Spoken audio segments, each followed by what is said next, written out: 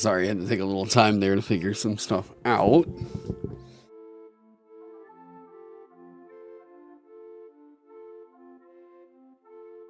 We are back. And trying to get some stuff knocked out. I had some ideas and I didn't want it to, like, get lost on stream.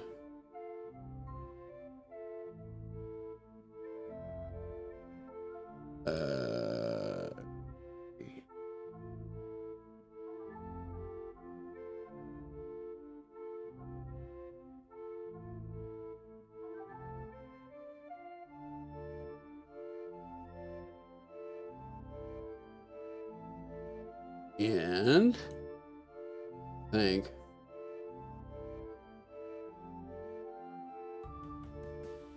let the Discord know what's up.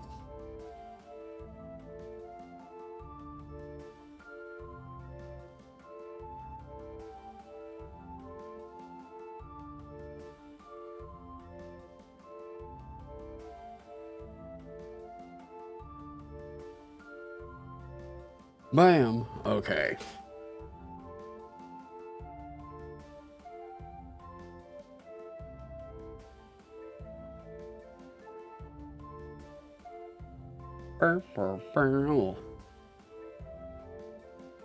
What's going on? I know. Well, we'll see, because chat has been a little bit... There we go. First stream, did I decide between the first two levels? I am working on that right now. I think I've come up with one that I think is fairly interesting. And I've got some ideas that I've been kind of jotting down. Another one that I wanted to get to that I think is going to just be more of a quality of life improvement.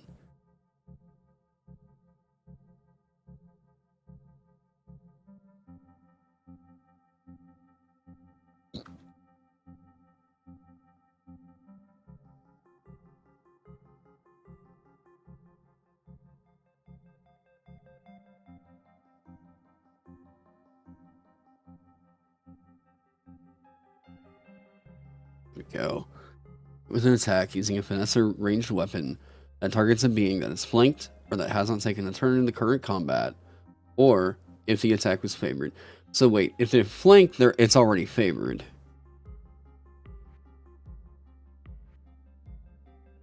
There we go. Oh, new Rogard? Oh shit, have I not shown that off yet? Hang on. Oh. Yeah, I told Maxwell I wanted to go with like I kept working this. Oh no! I was on the phone with. I had kind of briefly mentioned this over on Twitter. I was doing a graphic design gig, and whole very long story short, disagreements are happening because so to everybody who has who's getting into freelancing, doing all this shit, right?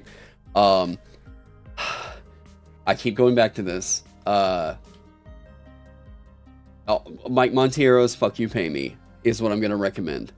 I started in on a graphic design gig because it sounded extremely promising, and because those promises were like, hey, we have like career potential happening for you if you know, you're down to get onto this project. And I was like, yeah, sick. And they said, well, we have a deadline coming up on this one. You know, we need 5 separate poster ideas. And I was like, yeah, cool. And they told me that it was going to be like a $35 an hour job. And I was like, fucking dope. All right. Started in on work, and nothing was really under contract quite yet. I turned in a couple of submissions, and then that turned into like, hey, so I'm just curious about, like, we haven't done any kind of paperwork or anything yet. I need to know before I continue submitting stuff, like, what are we doing there? And then the managers ghosted me for a week, and yeah. So the phone call that I got earlier where I had to get off of here was talking to one of the managers. And that was me figuring out what we were going to do about that. So let me tell you what you don't do if you're a manager and let me tell you what you don't do if you're a manager and you currently have a graphic designer that is questioning payment. You don't lead the conversation off with like, well, we'll get you money, but we need to know before we bring you on. We need you to be able to prove this. So here's another logo. We want you to do this. And I was like, say what? Yeah. So it was,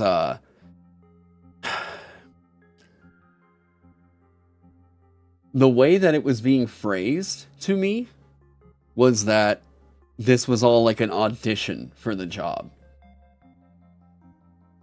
So, if you know how I feel about that, you can probably guess how that conversation went and why I came back here and said, I gotta hop off, guys. Sorry, real quick.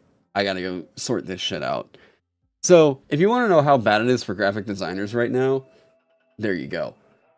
Yeah, they brought me on with a promise that like, oh yeah, this is gonna be like a, $35 an hour job. And then turns into, well, yeah, but the first one was like an audition and like, so to everybody out there, before you begin any work whatsoever, it does not matter how reputable the company is. Do not start work until you have a contract in place. Like, always. Always. You're going to continuously hear about horror stories like that. And you'll experience them if you don't watch out, So that evil does exist, yeah. Being nice is being pushed. Yeah. But a lot of folks have gotten used to taking advantage of nice people while being a freelancer sure helps back when yeah. I told them basically like I would not continue any other work until we had sorted this out. And they were like, what do you mean? This is like a $35 an hour job. And I was like, no, it's not. This is not a $35 an hour job. You all haven't paid me for work that I previously completed. And then they started leaning in on the whole like, well, we weren't completely happy with, and I was like, doesn't matter. Absolutely does not matter. Don't really care. I am, you all had me working on this thing. You all did not communicate with me what you did or did not like. Because of that, this took much longer than it needed to. Here's the deal. Like, you guys want to know the difference between, like, what happens if you're brainstorming with the client versus taking fucking shots in the dark? It's about 10 hours. Okay? So, like, if what you do is you give a graphic designer, like, hey, we need a poster made. Okay? Well, what's the prompt? Let's for this company right here. Okay, what do they want on the poster? I don't know, just pull some shit off their website. Okay. Whenever I hear that the manager isn't aware of what logos are on the poster, like the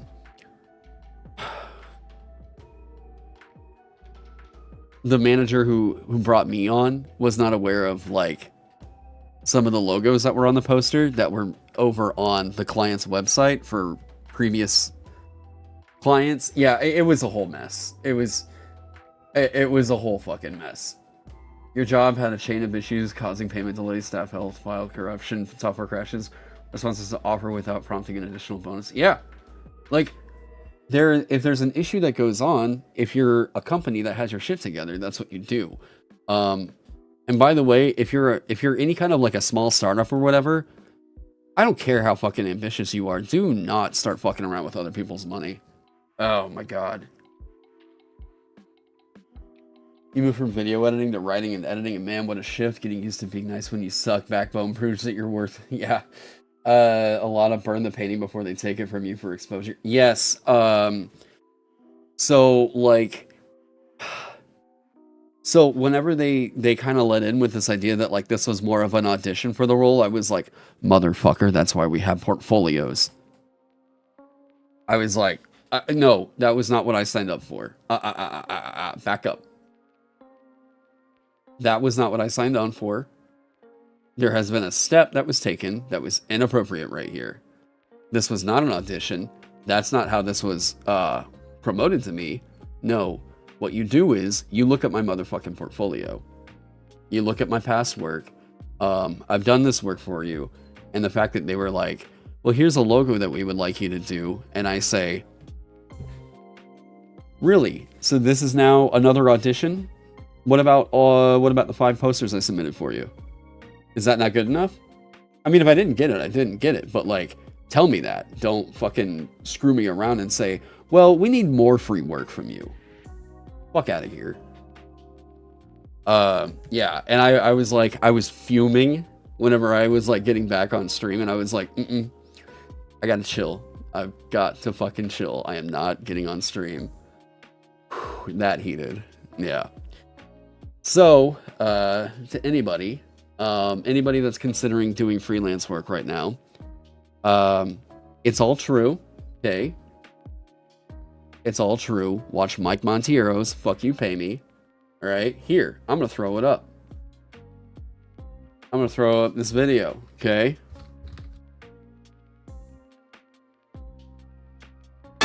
Oh, Jesus Christ. This video right here.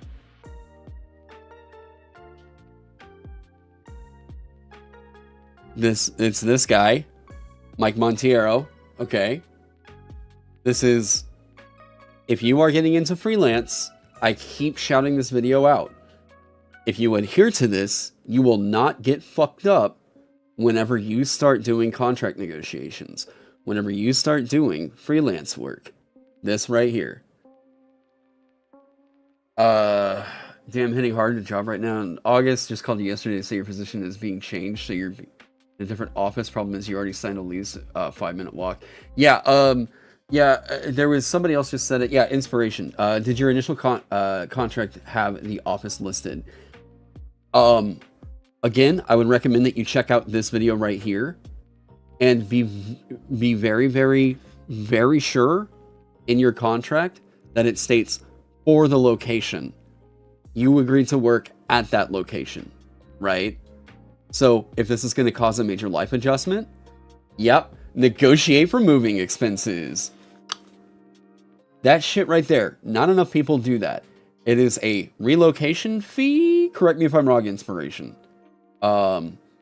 They do, if they expect you to move locations, if the location and the place to work was there, they're getting, yes, they already in contact with them about what can be done and getting the extra money. Okay, yeah, get that ball rolling, because that can take a while.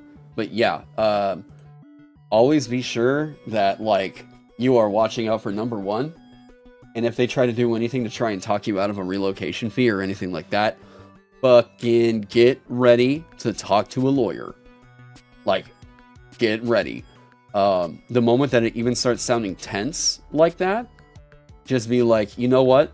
Before we would continue going on, I would really appreciate the opportunity to speak with a lawyer.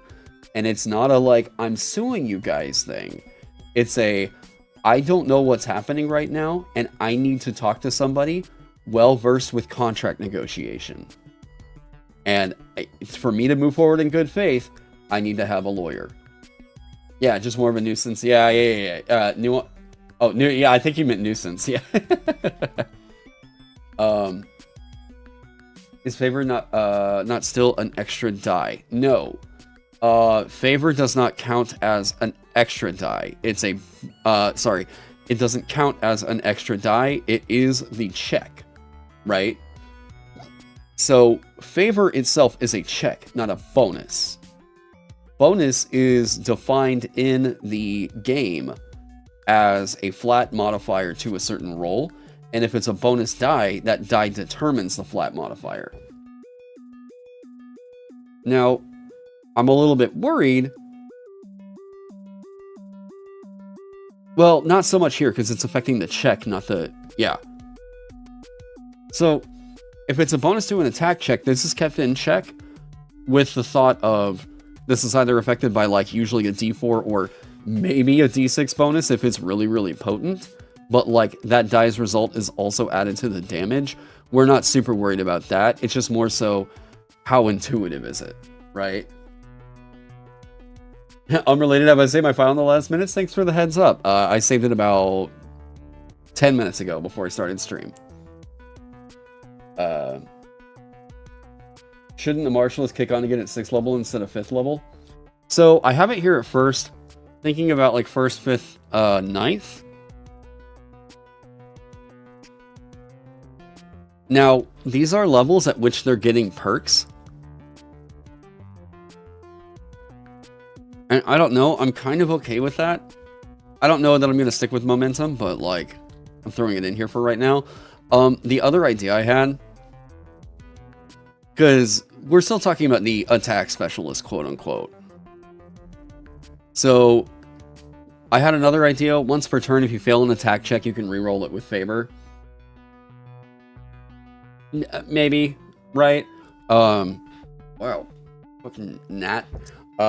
This would be a way to kind of help with, I guess, a little bit of crit increase, but like, I don't know narratively what this is really saying, like a follow-up or something, right? Yeah, the second paragraph is for, yeah, so that started out as an idea specifically to key off a studied die, and this will allow it to work with studied die, but any other bonus as well. So that's quite good. The other part of this is, so when you hit an enemy with an attack, your next check to dodge or parry an attack you can see is favored. I like the idea of that kind of flowing in between, right? Like, you hit them with the attack, and then the next check you make to dodge or parry is favored. That felt kind of cool, right? Can I show the inspiration for fighters in fiction? Oh, you mean the iconics?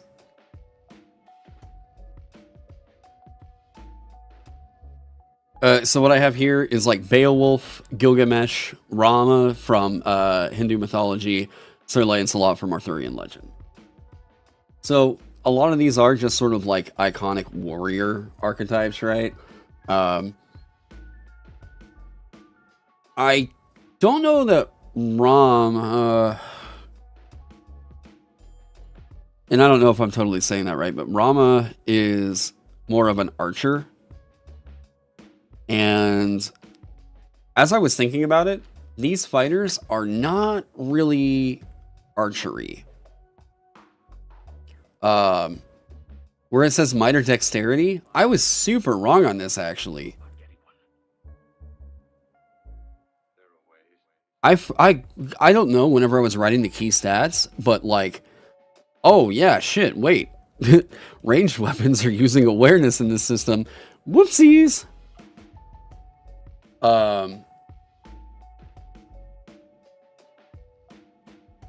You think it needs to synergize with itself more? Like, this needs to cue off of that? They're known for being invulnerable grapplers and just better than anyone. Who have you got? Oh, later, Jack. We'll see you later, man.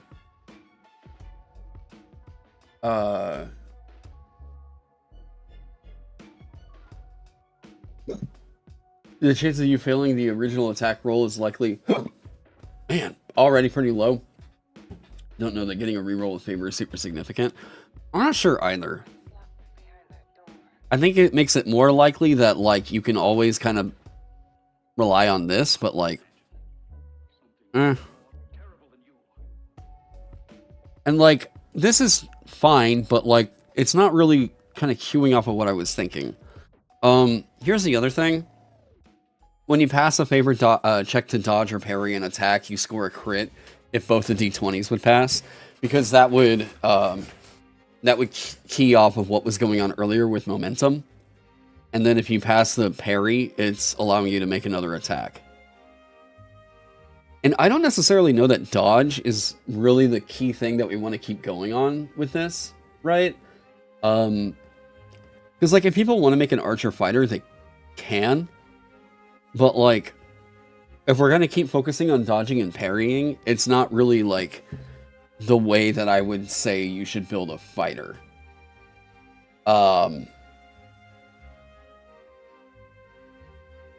Like, this momentum right now is really good. Yeah, the dancer's already a dodge beast. So if we're talking about a weapon specialist,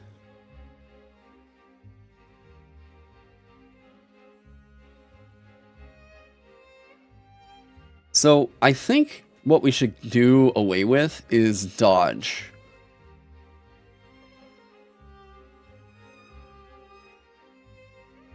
And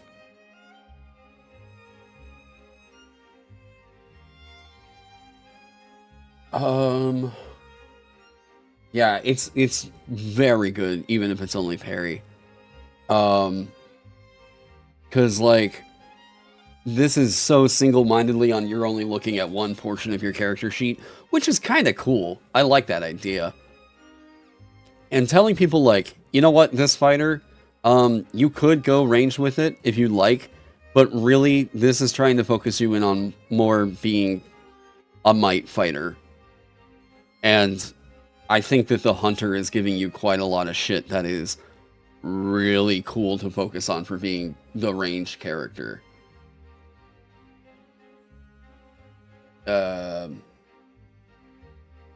You feel like the spirit of Gilgamesh or Beowulf? It should be like, I missed, no I didn't, I died, no I didn't.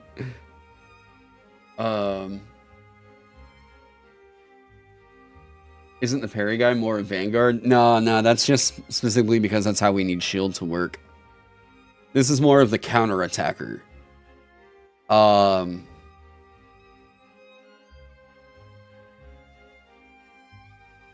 Counter attacking. Wait.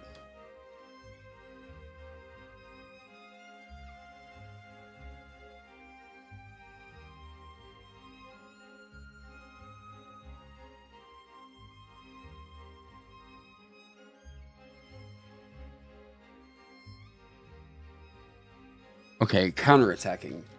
So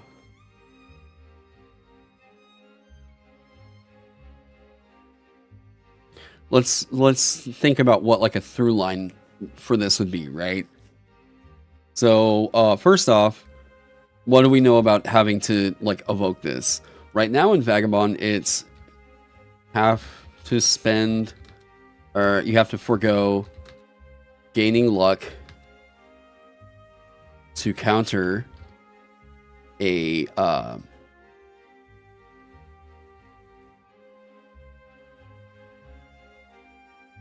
okay, so this is a truth that we know of the system right now.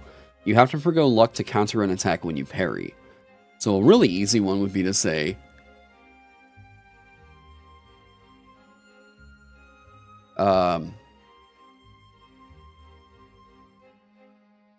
further, when you crit on a check to parry, you do not need to forego gaining luck to make an attack.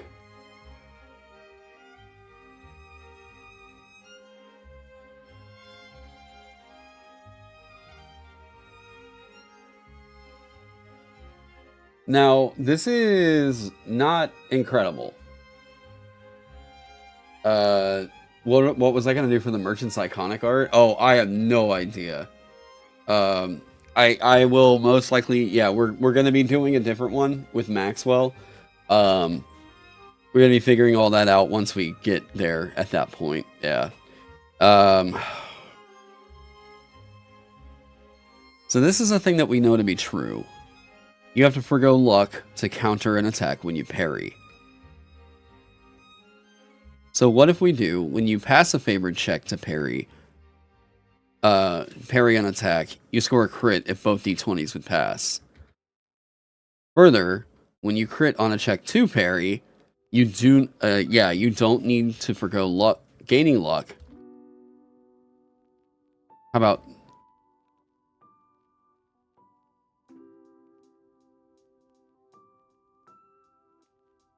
So this is like, you're always getting luck if you crit on that.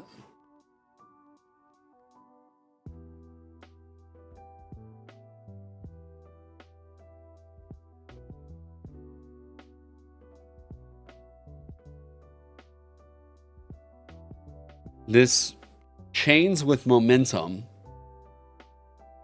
and you're getting a shitload of attacks with this. This is so good, I think it would probably need to be the 6th level feature.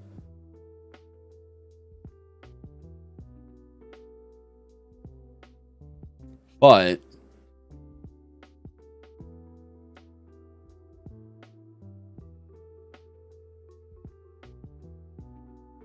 I would probably be looking at moving this somewhere else.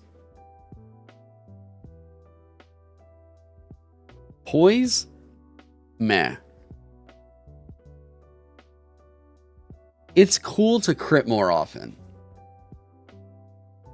But that's such a shtick of everybody else. Didn't Pugilists get similar features removed because they bogged down play?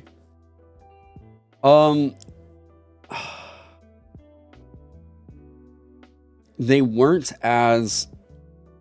happen, or sorry, these would not happen as often as they would with the Pugilist. The Pugilist could easily, like, here was the problem with the Pugilist. It got to a point where people were like only building that one because they could see how much of the action economy it dominated. So that's whenever we started trimming that away. However, this right here is, I don't necessarily think doing that as much.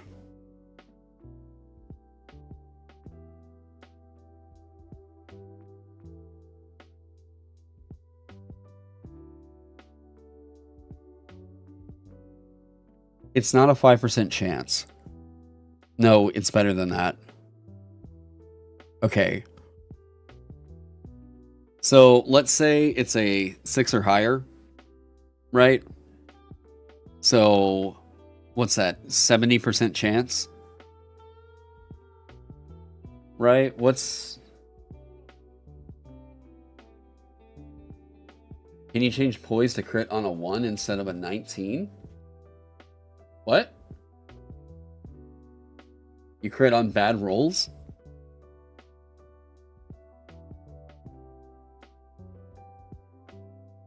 Ugh, that's too good. Oh, hello. We can't.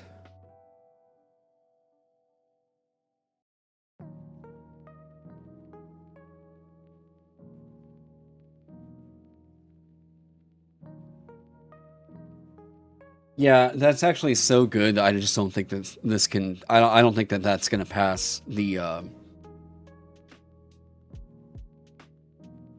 don't think that that's good for the game.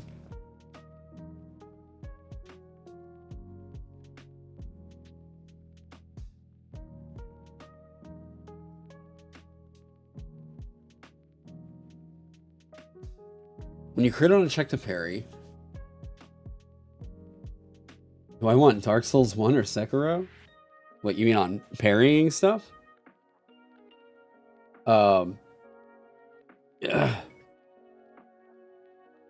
100 die for Fighter 2? No.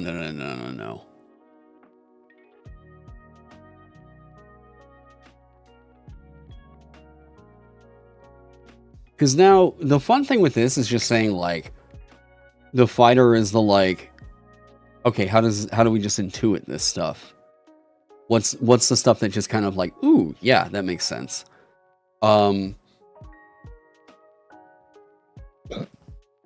Hiccup.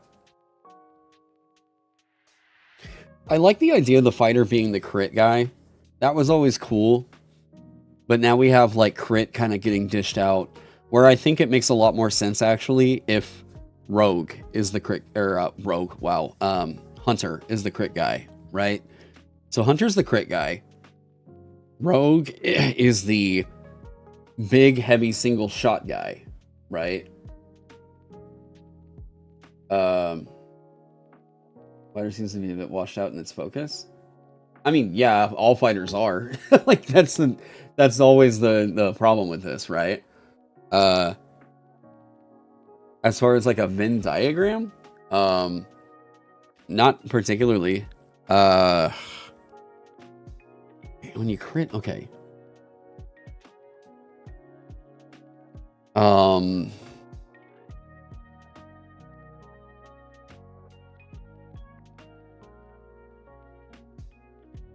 When you crit on a check to parry, you don't need to forgo the luck to make an attack. 5% chance, otherwise 95% chance you don't have a feature. What if you just give fighter extra attack at level 1? Funny. I think if you did that, it's not exactly like the worst decision, but because we're going off of basic expert scaling, damage scaling, it's just not really going to be good for that. When you hit an enemy with an attack, your next check to parry an attack you can see is favored. I like that. Is that interesting? Momentum. This rewards you with better defenses for being an attacker. Right? Like, is that cool? Let me hear it. Let me hear it. First, let's see what this passes, right? Let me just hear. I don't even want to hear anything about the second paragraph. Okay, ignore that for right now. Is this cool? It doesn't help range fighter. I kind of don't mind that. You liked it when it granted favor on more attacks?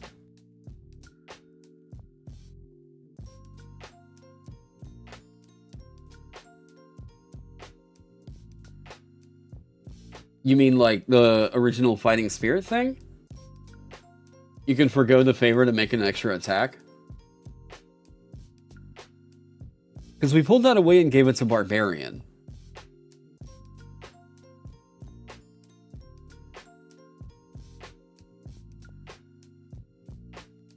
Was it cooler that way?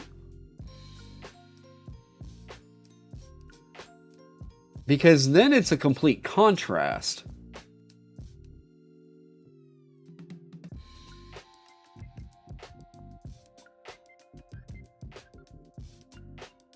Let me take a look at something real quick. So there was a version of Barbarian that... Yeah, why did I get away from this? Hang on, let's think about something real quick. So, I got away from it because this got pulled in over here. Because this felt so fucking cool. And it felt like way more Rage Barbarian. But...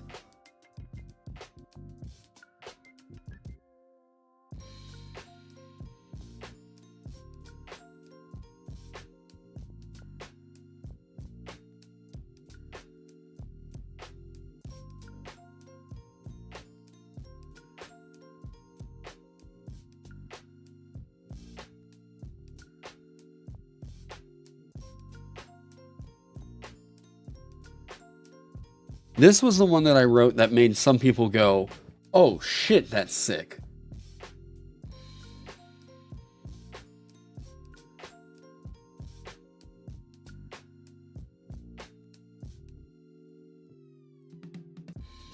Hang on.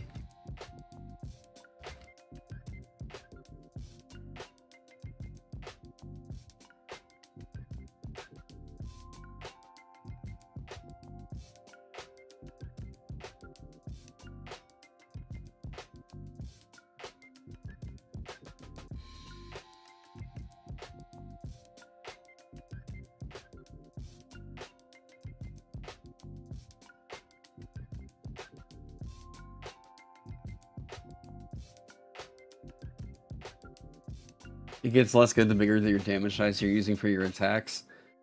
That's fine, yeah.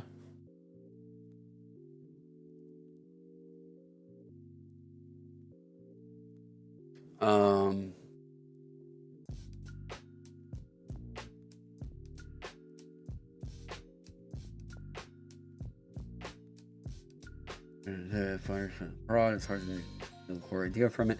Well, I think that's the thing, is like with fighters, here's what I'm gonna do. I think that's the right move.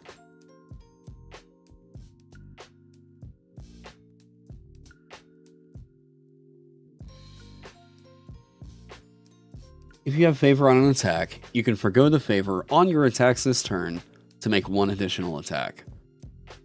Further, when you hit an enemy with an attack, Your next check to parry an attack you can see is favored. Wait, you can only parry attacks. Oh, that's why we had that. An attack you can see. How about just... Yeah. We don't want to check all these fucking conditions for that. If you have favor on an attack, you can forgo favor on your attacks this turn to make one additional attack.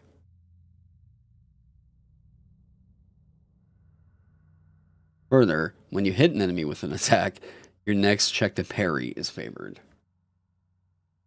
Right? Only damage rolls? What other rolls would you want it on? Don't make optimal barbarian use small weapons. I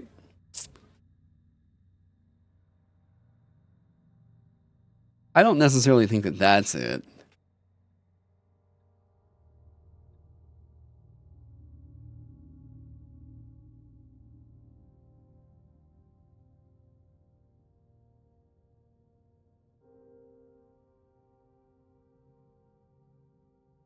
Plus,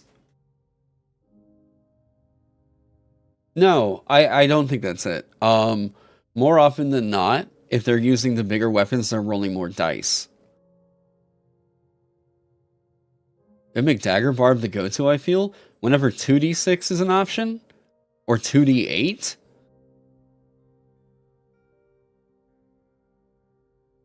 Losing favor across multiple attacks for one bonus attack feels at least without deeper thought.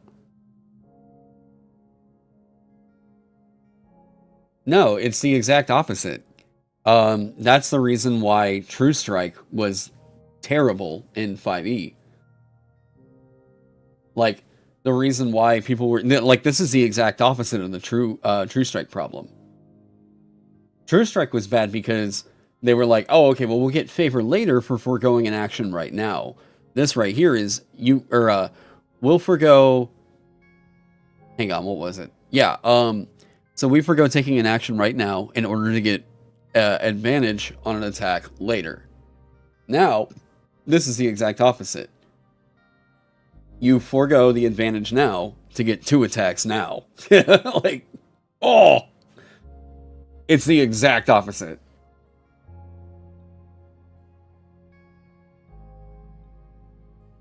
You agree on fighter but fix barbarian? Well, you're saying fix. It's not a we know it's broken moment, all right? Making favor on 2 attacks seems to be better than 3 unfavored attacks. And it changes with 1 favored attack versus 2 regular attacks. Wait. Making favor on 2 attacks seems to be better than 3 unfavored attacks. Where are you getting the additional attack? Because wait, this is only 1 attack here. It's not, none of them get, the only one that's getting an extra attack, quote unquote, equivalent like in 5e, is fighter's 10th level. So like, make 1 attack normally, and then on the other ones go, okay, boom, we'll go over here, right? Or dual wielding. Gotta talk about dual wielding actually, in this stream. Dual wielding, I'm gonna have to really, really take a look at. So, dual wielding granting you an extra attack instance is not fantastic. Basic expert damage structure doesn't really account for that. So, I'm going to need to do a little bit of research on that and figure out and settle on something I want to do. 10th level feels worse with this feature implemented. What? No, you get a freebie attack that can benefit from it, and then if you still, like, you're attacking a flanked enemy, you attack it that first time, alright, sick. Second time comes up, this is still favored, I want to make 2 attacks instead. Oh, I forgo that favor to just do this. Yeah. Quick fix would be like dual wielding weapons like in Dark Souls 2 or 3. I don't know what that would mean. Like, I played both of them and I don't know what you mean. um,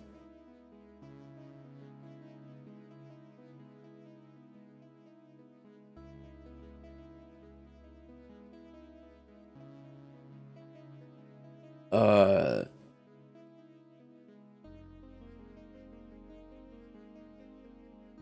on your next attack instead of attacks? No, because then the next one will be able to chain it. And that's why we have the preventative measure right there.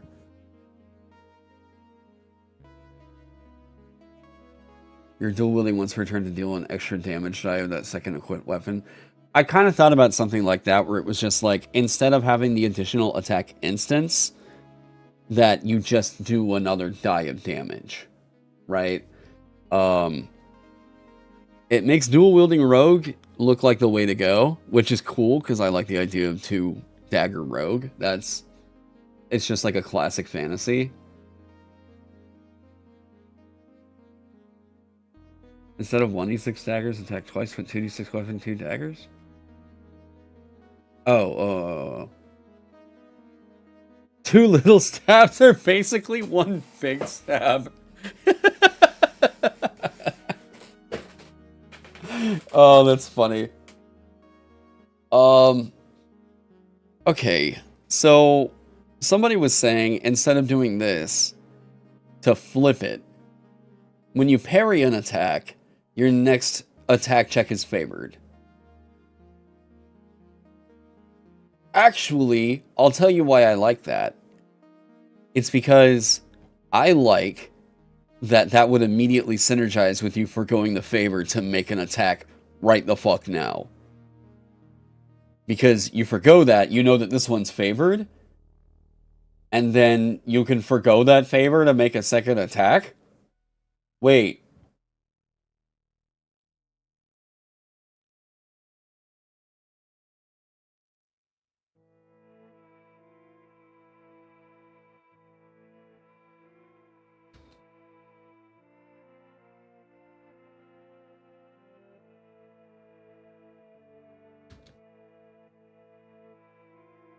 Ooh. Wait.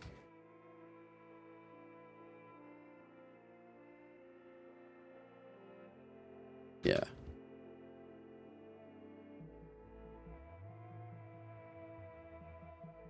Here, your next attack is favored.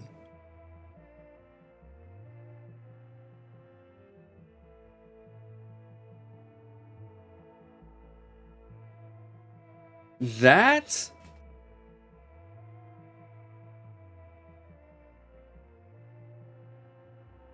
Huh.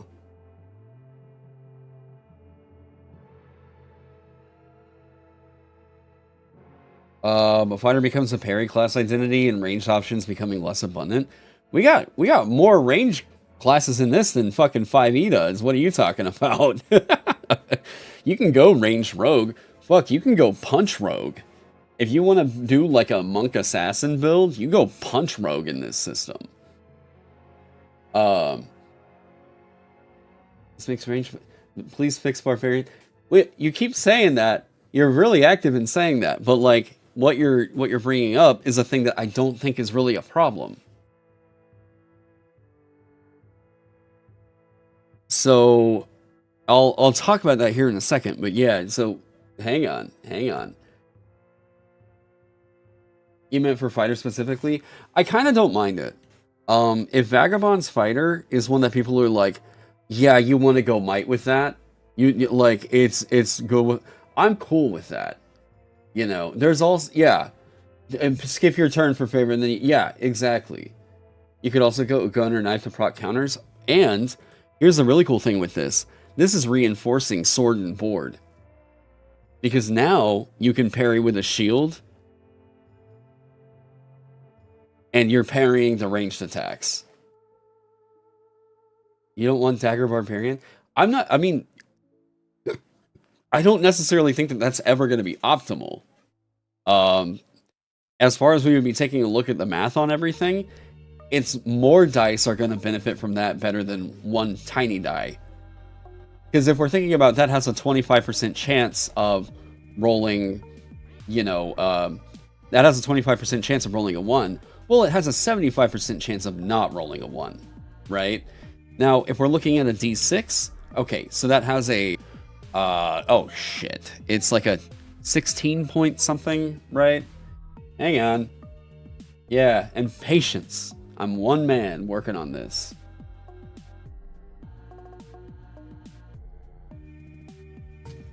Boom, 16. Okay, 16.6. Right. So, times. Wait, no, hang on. So we have 2 dice for the 2d6. 12 potential outcomes, right? I'm still not doing this right. There's a variance here. It is not literally just the same thing. It's not a least common denominator or what the hell ever. Yeah, we worked this out, and a D4 exploding is quite good if you're comparing it to a D6. We know that. But if you're comparing it to 2d6, it's actually kind of good to go with the 2d6 instead. Yeah, colossal weapons still do the 2d6. I wanted to say there was one that did 2d8. I can't remember off the top of my head.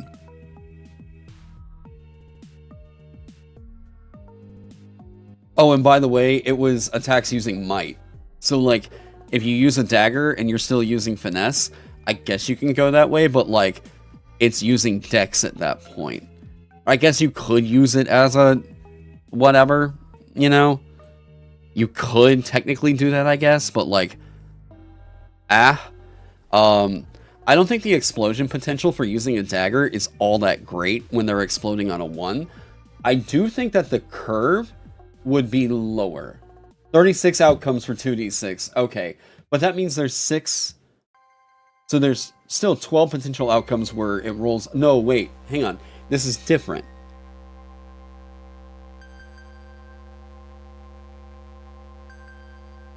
Dual hand axe. Dual hand axe barb. That's kind of terrifying.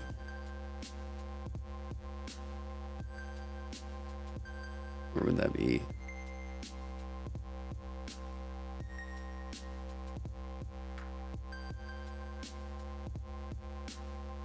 I mean... Okay, so how would we work that out, right? So it is...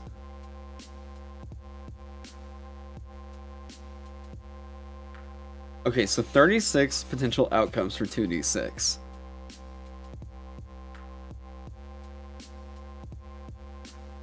Quite a few of those.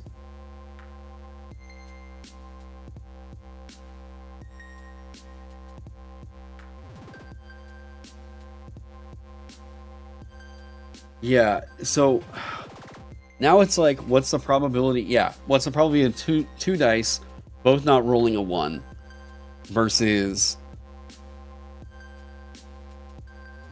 Yeah.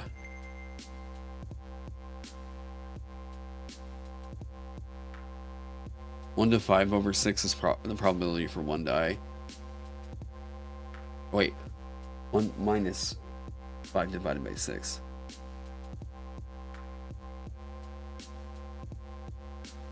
Two D4 exploding dice is better than 2d6 exploding on a 1.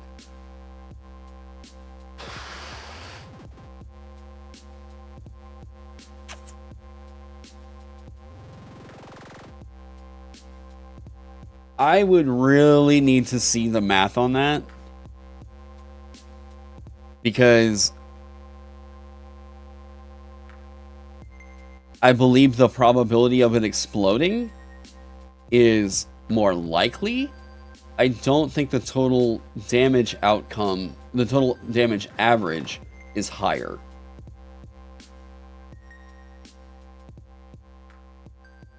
Possibility of not rolling a 1 is 24 out of 36, meaning 2 to 3 chance of not rolling a 1 on either die. So 33% chance repeating that you are rolling a 1 on 2d6.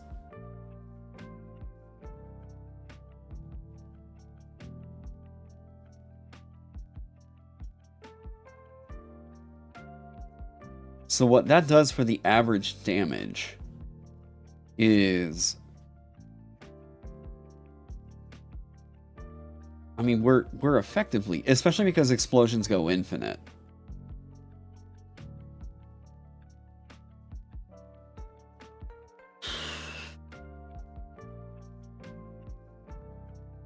God, we need some of these dice calculators to get on exploding dice. I think somebody did actually churn the math out, but it was really hard to put into a calculator for some reason. Like, it required an actual formula, and yeah. By the way, to anybody watching right now who's like, this guy's a game designer? I majored in fucking jazz studies, alright? What if your damage rolls just gain favor when you take the highest two? I don't really like the idea of favor on damage dice anymore. That always felt really weird whenever we were talking about multiple instances of damage dice. I liked it whenever it was like, oh, okay, a d6, cool, no problem, right? But whenever it gets into like 66, roll it with favor. Oh, shit, okay. So does that mean... Okay, so I'm gonna look at this. Okay, so there's 6, 4, 4, 5, 3, 2, 3. Okay. So now do I roll each of those dice individually and see which one had the higher result? So there's a 3. I guess I'll roll this again. 5. Okay, we take that. 3. 6. We'll take that. 2.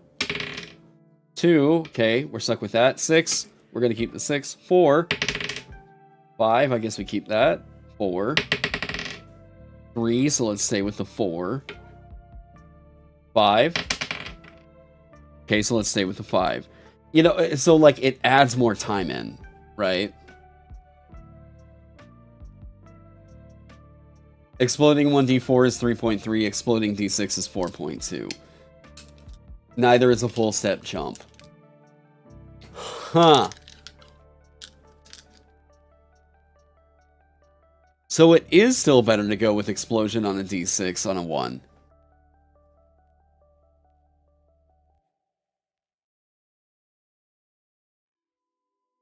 Gotta give it to D&D. Rerolling certain numbers is the way to go. Rerolling 1s and 2s on greatswords and mauls feels so good. Well, I mean, explosion is that, plus you get extra damage.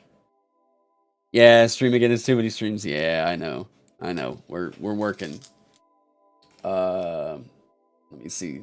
Who did I just get a message from? Oh. Oh, thank you, Inspiration.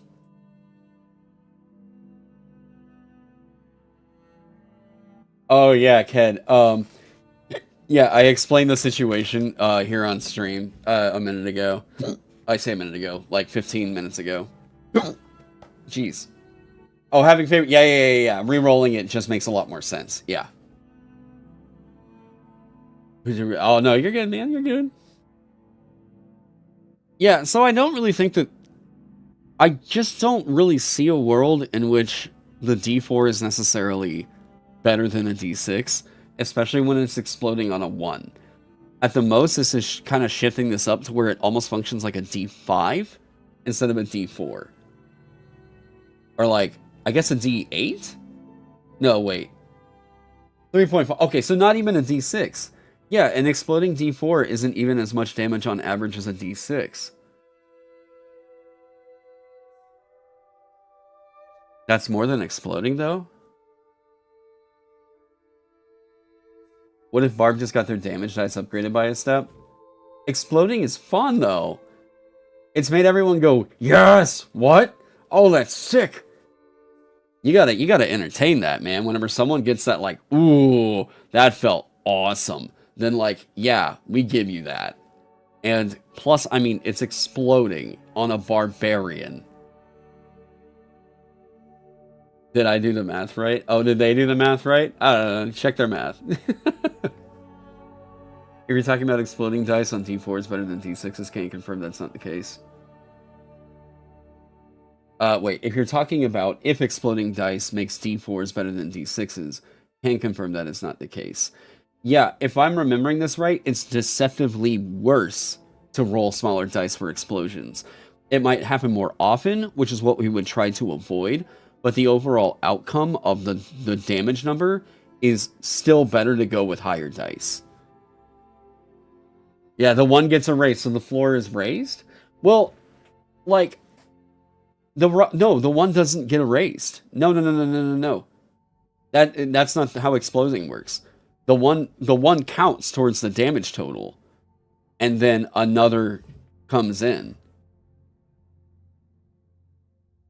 Yeah, it's not that the one goes away and you re-roll it. It's you keep the one and you roll again. So, in either case, the damage is still bigger.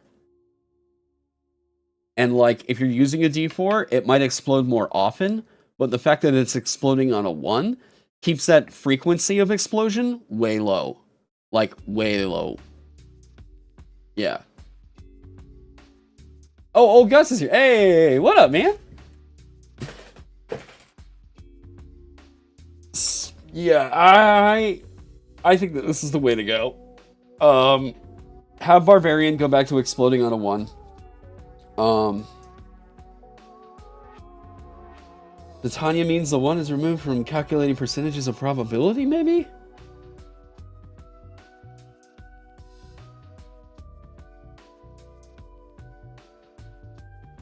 The way you made your brain comprehend it, exploding happens 1 in 4 times. The other 3 times is worse than a D6. So a D6 is better, 3 out of 4 cases. On top of that, if a D6 explodes, it makes it better. You wanted to listen in earlier, but you could not. No, it's all good. I had to... I actually wound up needing to get off a little bit early. But yeah, no, we're back. We're getting this, yeah. Yeah, you will say exploding dice makes a lot of sense for Barbarian. Yeah. Yeah, I mean, it's little damage scaling, but I do still think that the better way to go for a Barbarian, if it's exploding on a 1 when you rage, is always going to be to go with, yeah. Now, if it's exploding on a, like, the highest value of the die, then we're starting to look at D4s looking a bit scarier. This was a worry that I had with the Pugilist and why they don't have an exploding mechanic quite yet that I've been like, yes, this is what we're going with. Oh yeah, I need to implement the new weights. Oh shit. Okay, so here's the way that weight works. It's a little bit different. Let me scroll up here real quick. So, I'm straight up. Right here, this is like Knave 2 inspiring a lot of this. I tried to still like make it really kind of churn for Vagabond, because I wanted to give it a bit more teeth.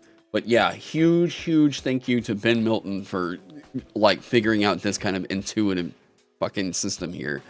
So, item weight. Item weight is an abstraction of its burden to carry. Generally, if an item can be held and used in one hand, it has 1 weight. If it must be held in 2 hands, it has 2 weight. Any item with 0 weight doesn't take up an item slot unless a significant amount of it is being carried, typically more than 10. In this case, count the weight as 1 per 10 units of the item carried. Any item that doesn't have an indicated weight can't be carried by a medium-sized being. Oh, okay. Now, going over into here, I'm going to need to change this a little bit, but you'll probably see, this needs to be 2. I've started to implement this in a lot of the equipment tables to where all the item weights are going to be 1 or 2. 1 or 2, 1 or 2, 1 or 2, all throughout. Let's keep it super clean, right? This needs to be a 2. 2. 1. Right, I need to go through here and do these 2. Did I not save this? No, I just implemented it later. Okay, here we go. So now we're seeing where a lot of these are starting to get like unified weights. 1 right? Cask of wine is 280 gold. Where I may have gotten that, number one, it's fine wine. So if you think about it, like $2,800 for a cask of like primo wine, I think that makes sense. Yeah. Plus I think I looked at the price of a bottle of wine, right? So like $10 for a bottle of fine wine. Okay. And then no, wait, sorry, that's $100. No, wait. Fuck. Yeah, I'm also tired. It is 100. That's right. So, $100 for a bottle of fine wine. And then if we're talking about 280 bottles of fine wine in a cask, I think that's where that came from. Yeah.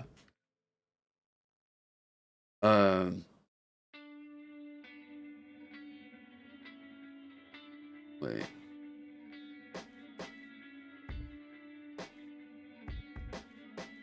Poor man's math and exploding D4 averages as a normal D6.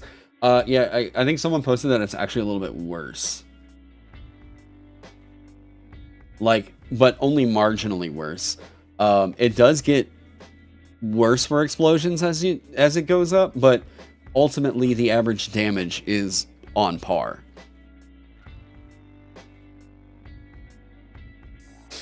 You'd rather have a bottle in front of me than a frontal lobotomy. That's cute. Although I will say that sounds like a very, very boomer joke. Oh, man. So the weights are getting a bit more unified. So we're going to go do this real quick. Battle axe. It doesn't have to be held in two hands, but it can be, so we're going to give it a 1. It has to be held in two hands. Oh. Go. Gauntlets.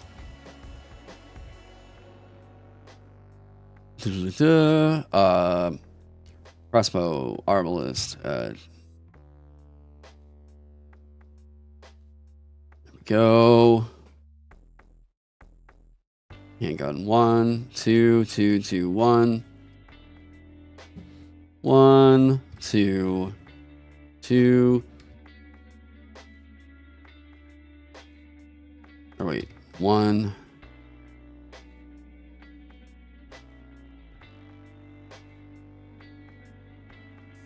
A lance being... Oh,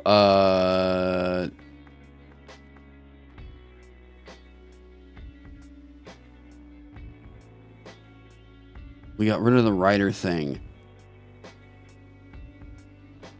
Because if it's versatile, and then...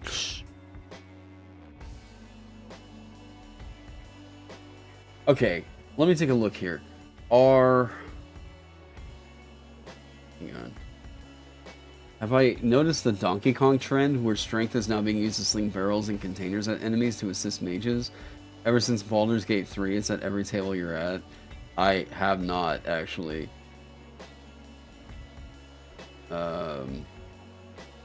Okay, so whenever people are fighting with lances... Lance fighting technique. Alright. Who's like a super badass with a lance?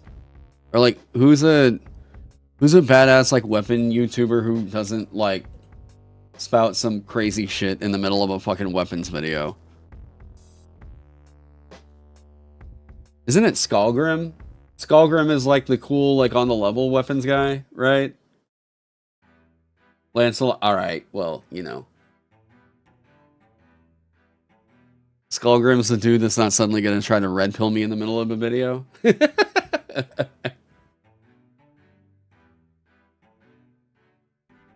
You like slot-based encumbrance is basically what's going on here. Yeah.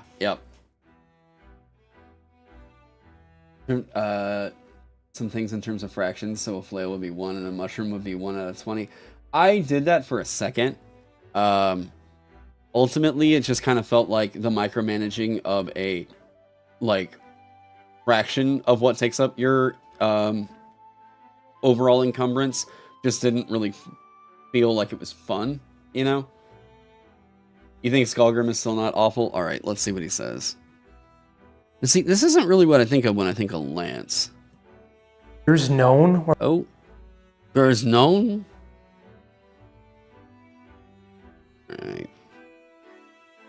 Are found in Germany, and there are between 380,000 and 400,000 because they are way longer and heavier. Why do I want a weapon guy? I want to see how people are fighting with lances. The spear, throwing weapons, spear types, spear in history, training, leverage, space, inconvenience, carry. So this is just about spears?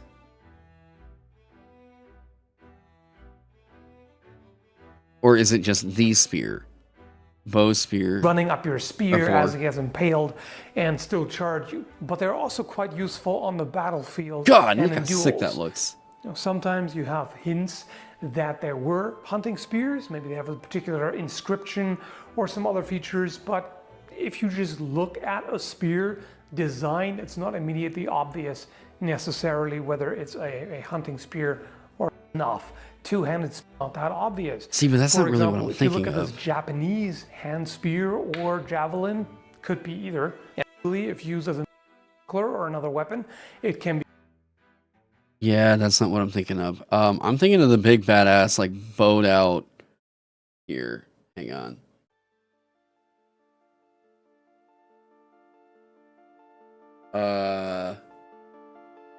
You think you're relying on the horse to generate thrust for the lance? Yeah, wait, I don't want a spear. I want a lance. Show me a lance. How about lance weapon?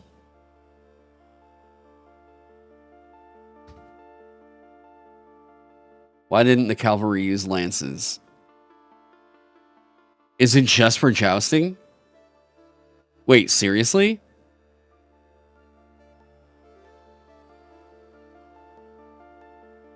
Full metal jousting.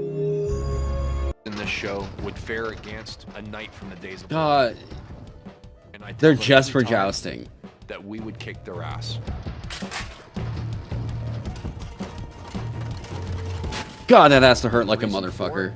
The knights, even in that day and age, even in the Renaissance era, the lances used in those tournaments were actually fluted. The lances broke easily. We're hitting with Oh my God! We're actually fluted. The lances broke easily. We're hitting with holy wooden shit! lances. And we're breaking these solid wooden lances. The lances that we're using add a lot of power to the punch.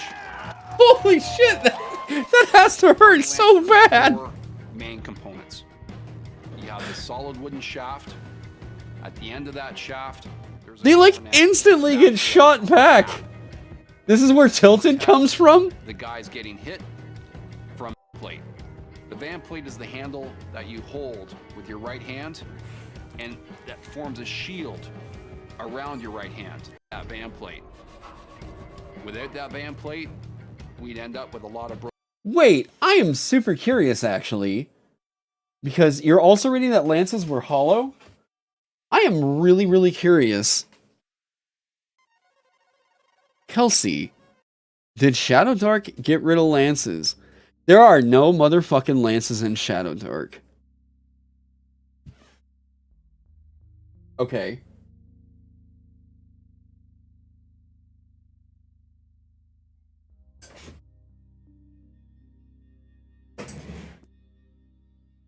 Oh.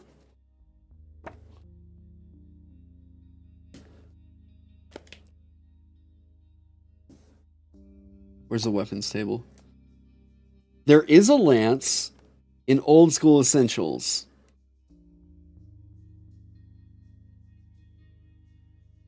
Oh, interesting.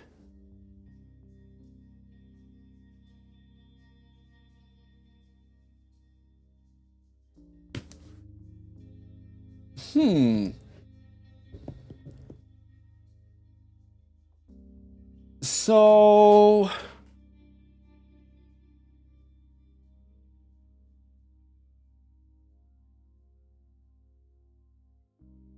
Okay, this is interesting.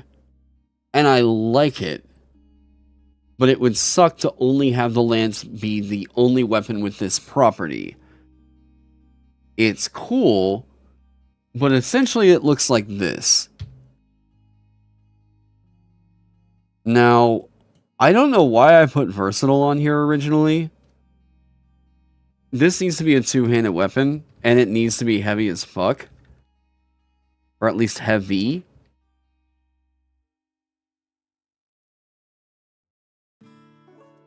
And there's a cool idea.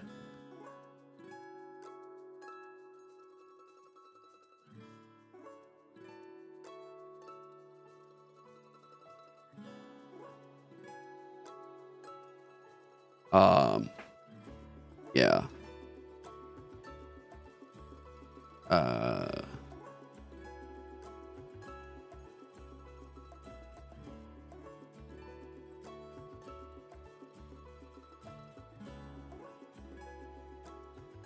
Now this is complicated.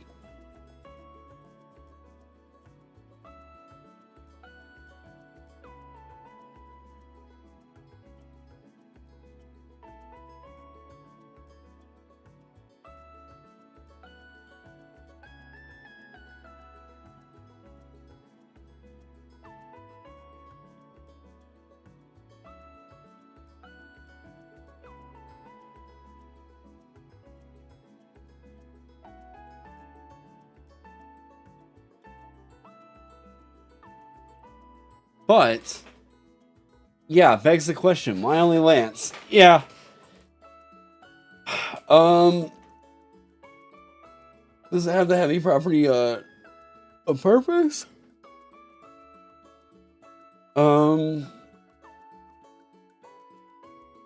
Huh. That's an interesting confluence. What are the various gates to moving 60 and attacking with a charged weapon?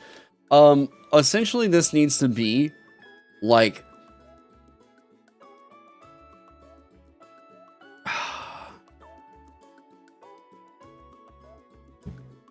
originally it was mounted, but yeah. Does Clunky just tell people it's a spear? I don't know. Nah, I don't want to make another section.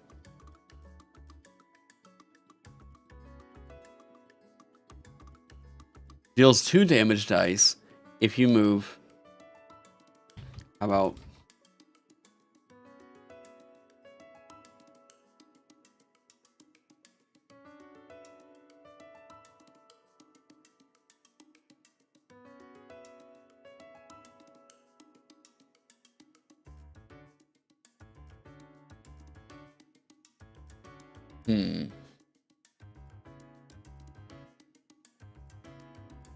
Properties, lance is always one of those that hangs on to ugly special... Yeah, right?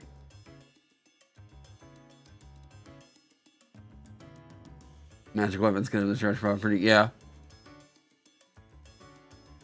You could also give charge to a halberd and spear. It was double damage, it stacks with crits. Yeah, yeah.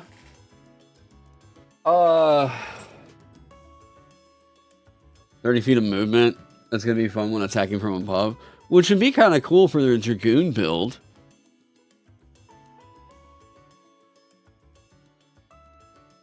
What if it was this? If you capital M move.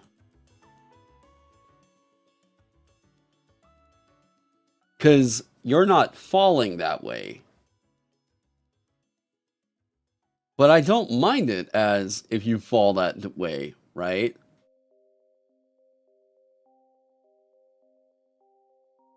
Maybe you just cut lance and use this idea for a magic item spear. I feel like people are going to ask, why is there no lance? Oh yeah, by the way, this should be a sidebar. Firearms don't work underwater.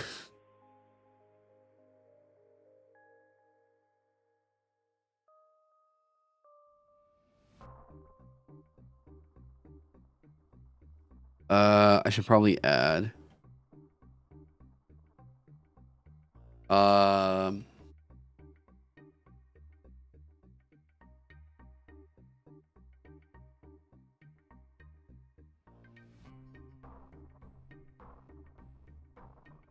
Right.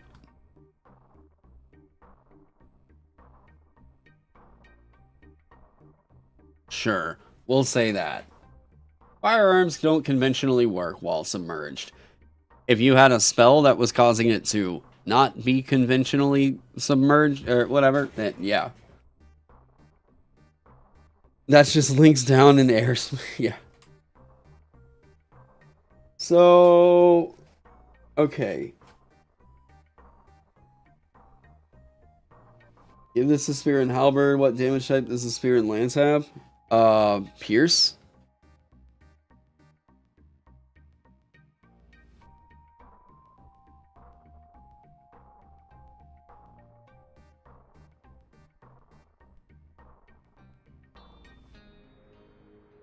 I'm gonna turn this up.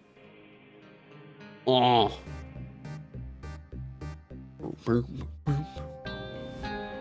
God, FTL had so many fucking bangers. Wait, how far are we into that? No, wait, I want the full thing. Give me that back. Here. Start from the top. Yes.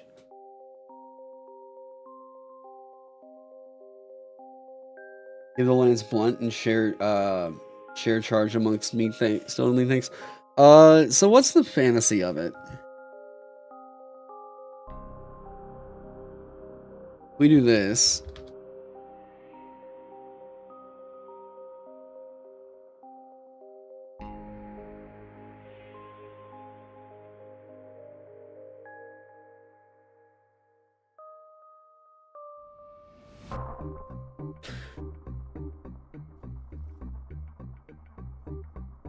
I think we leave it at a D6 for right now. We held horizontal, could clothesline people and mount it with it.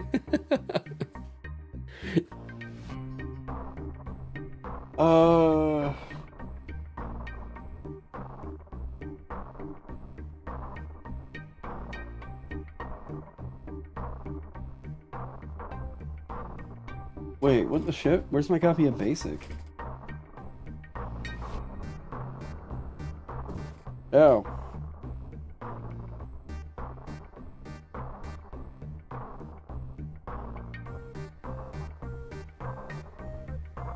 What the shit? Where did I put that?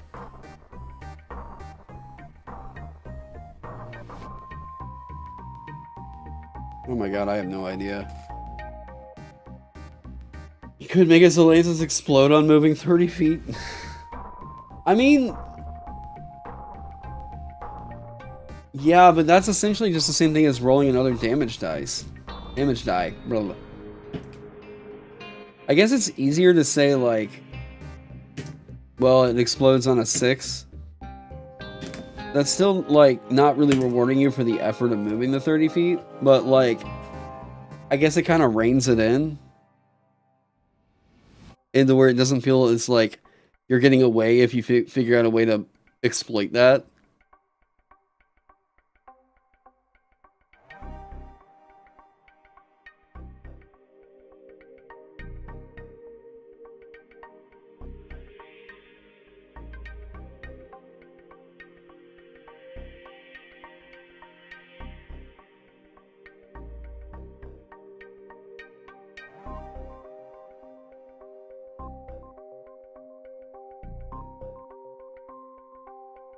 Yeah, maybe.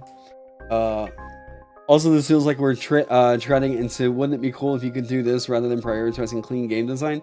A little bit, yeah. What if you can make the target fall prone instead of damage? That is... I guess...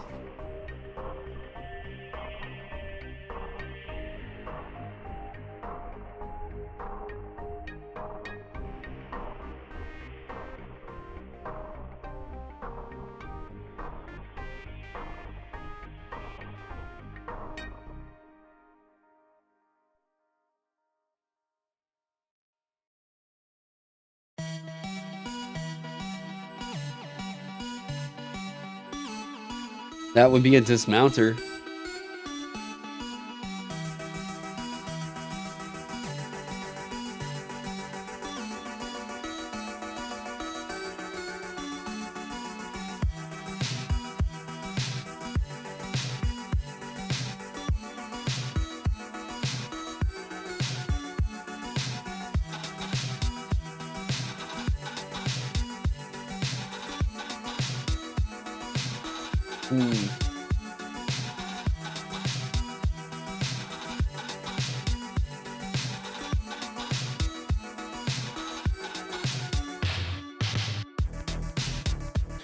I kind of like that idea.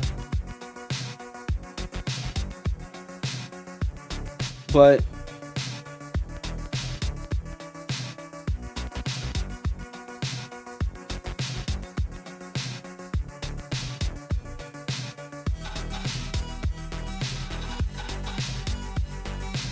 that could be a really easy thing to go. Yeah, shield. Does this work on jumps and falling down? You see how it says capital M move? It doesn't work if you're in that. That implies voluntarily moving.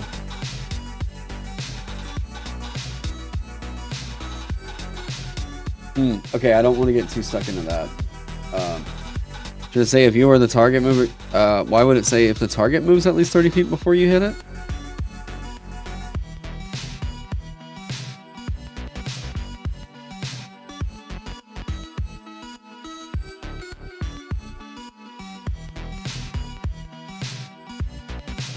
Because then it's just going to be, do I hit it so hard with anything that I not get prone? And that just becomes the like default like fiction of it. And yeah. I can make it 60 feet now. I can make it whatever the fuck I want. Why would it want to say if you or the target move at least 30 feet?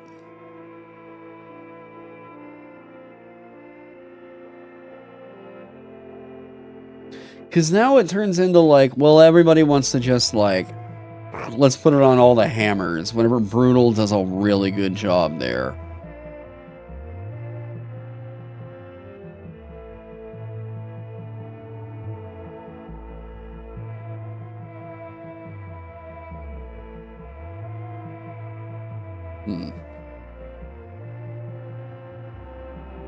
Niche reaction like, nah, no. We're probably fine. Okay. This should probably go away. Now, the weird thing is, I was gonna go through BX because I couldn't remember what the fuck they did with Basic. And I don't know where the hell my copy of that is. Because I see, I've got 2 copies of Expert over there, but they still haven't made a print-on-demand version of Basic. And I've only got the one.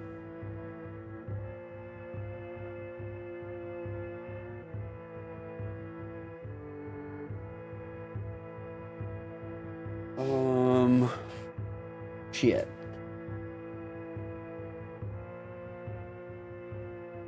It's just like my opinion.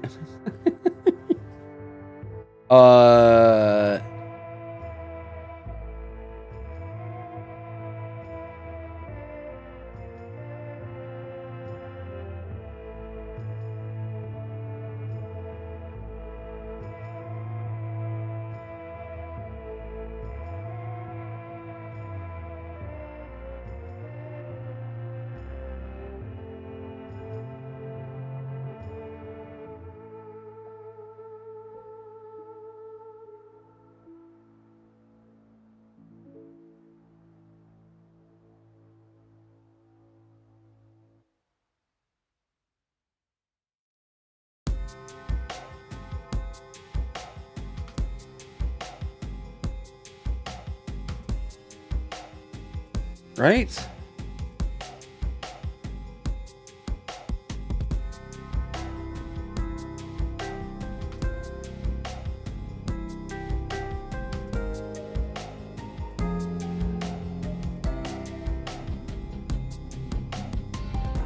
What's the...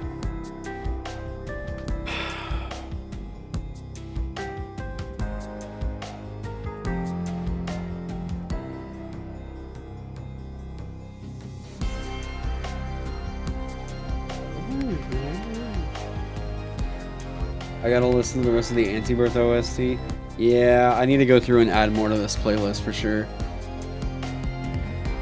You finally get the chill, sit for the rest. Oh, hell yeah. Congratulations, you made it, Ked. Bear in mind all damage is D6 based. Yeah, well, yes. D6, but the modifiers that they throw in there turn that D6 into a D8 or a D4.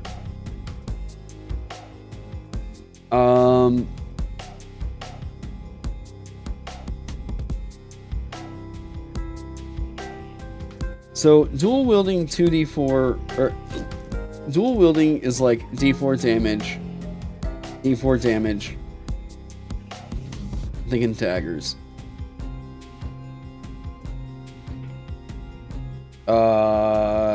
Rogue wouldn't really like this.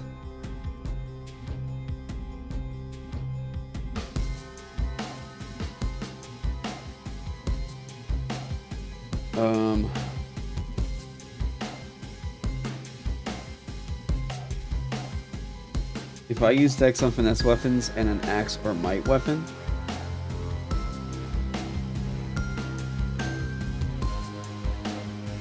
feel free to hop in the voice channel if you want someone to tell you how all your ideas are wrong. I guess. Can you dual wield versatile? We're gonna have to take a look at that and make sure it doesn't work out quite that crazy. I fucking guess, Ked.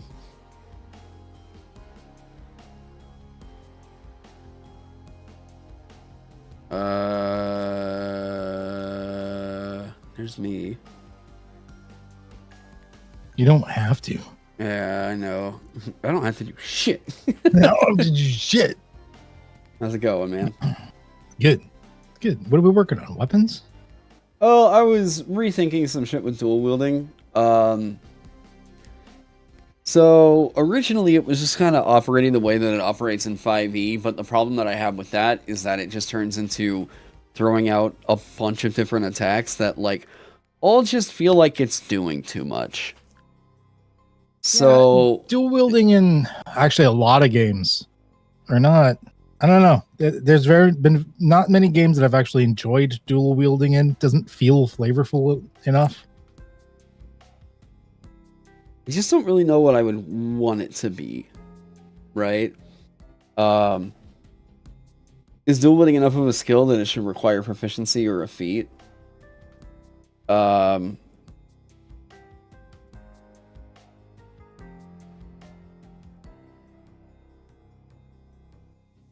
If you have 2 weapons equipped, you can make a second attack. Ugh.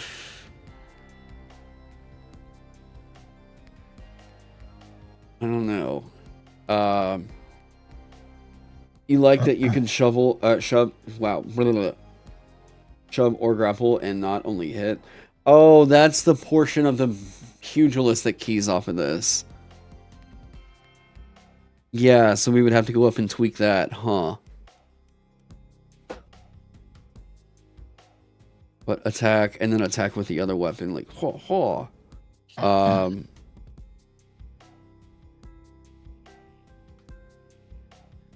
It's either that if you want to lessen the rolls, because the way armor works and stuff. I've seen some systems where when you dual wield, all you're doing is you're just getting extra dice on the attack, like as if you would attacked twice. Oh, we need to go back to the other way because of the way that armor's working. Yep. This would just improve. This makes it the default. I'll kind of explain that here in a second. Oh shit, what I just...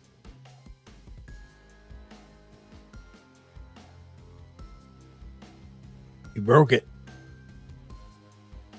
I was curious what I undid there. Okay.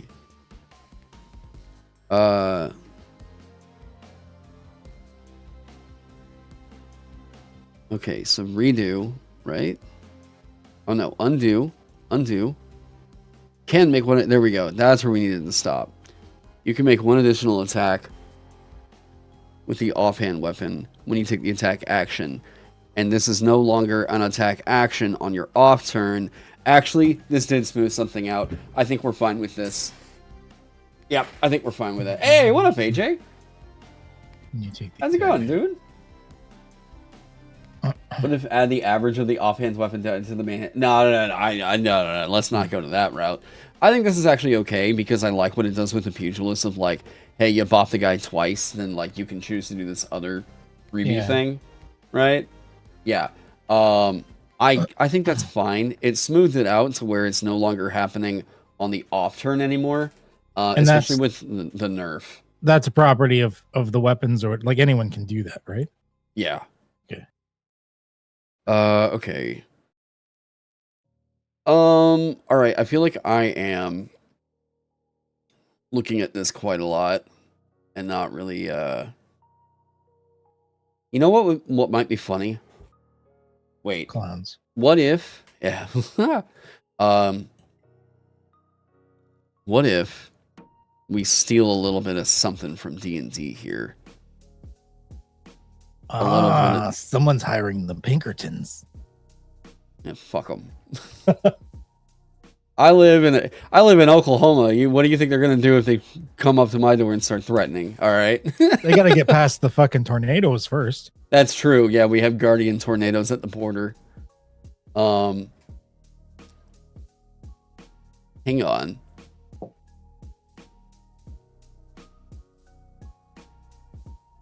Ooh. Could this be something I can toy with here? Shoot, hang on. I'm just writing this down. Choose a weapon property.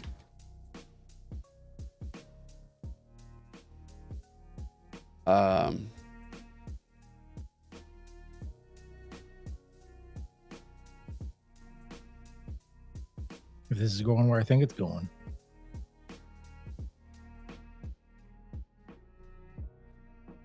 Not ack.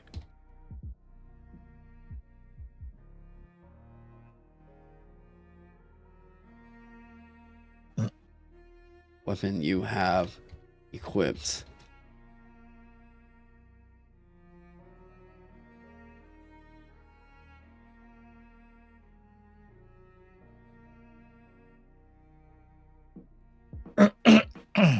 Okay. Hang on. Ooh. Yeah, that seems spicy. Make sure you haven't broken something though. What does it break? So it makes it to where keen is very good because that's just like a default thing that you do with it, right? It lowers your crit threshold by 1. If you want to go without route, that's what you can do. So in this though, what are the things that we know just cannot work? The more important thing is that it's functional. Block, you can parry ranged attacks with your swords now. Fucking cool. You can shove with your sword now. I guess that's there, right? Gun sword?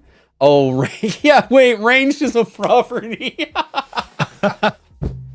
So, you can just throw swords now to attack with them. I mean, like an anime move, you swish with your axe and like the wind blade goes forward. That's fucking hilarious, though. I mean, like, I guess now you can throw them. Yeah, you can throw battle axes now. I mean, that's still kind of dope. This is kind of funny. Long, its reach is 5 feet further. Keen's good, but like it's just fighters getting it, and I don't see it being like game breaking, just really good. Yeah. No one's gonna pick near. I mean, can only target up to near. No one's picking that one up. That's a restriction. Yeah. People actually might pick up heavy because it was synergized with the heavy arms perk. Finesse, I guess, like you can add finesse to fucking great axes and shit. And so like, it doesn't break anything. It just gives them versatility. It kind of doesn't. Entangle is the weird one. Yeah. Grappled on a hit if the attacker chooses, otherwise obeys grappling rules. I don't know. You ever seen someone use like the end of a warhammer as like a hook thing in battle where they like hook their leg with it or something? I guess if that's the way they want to go.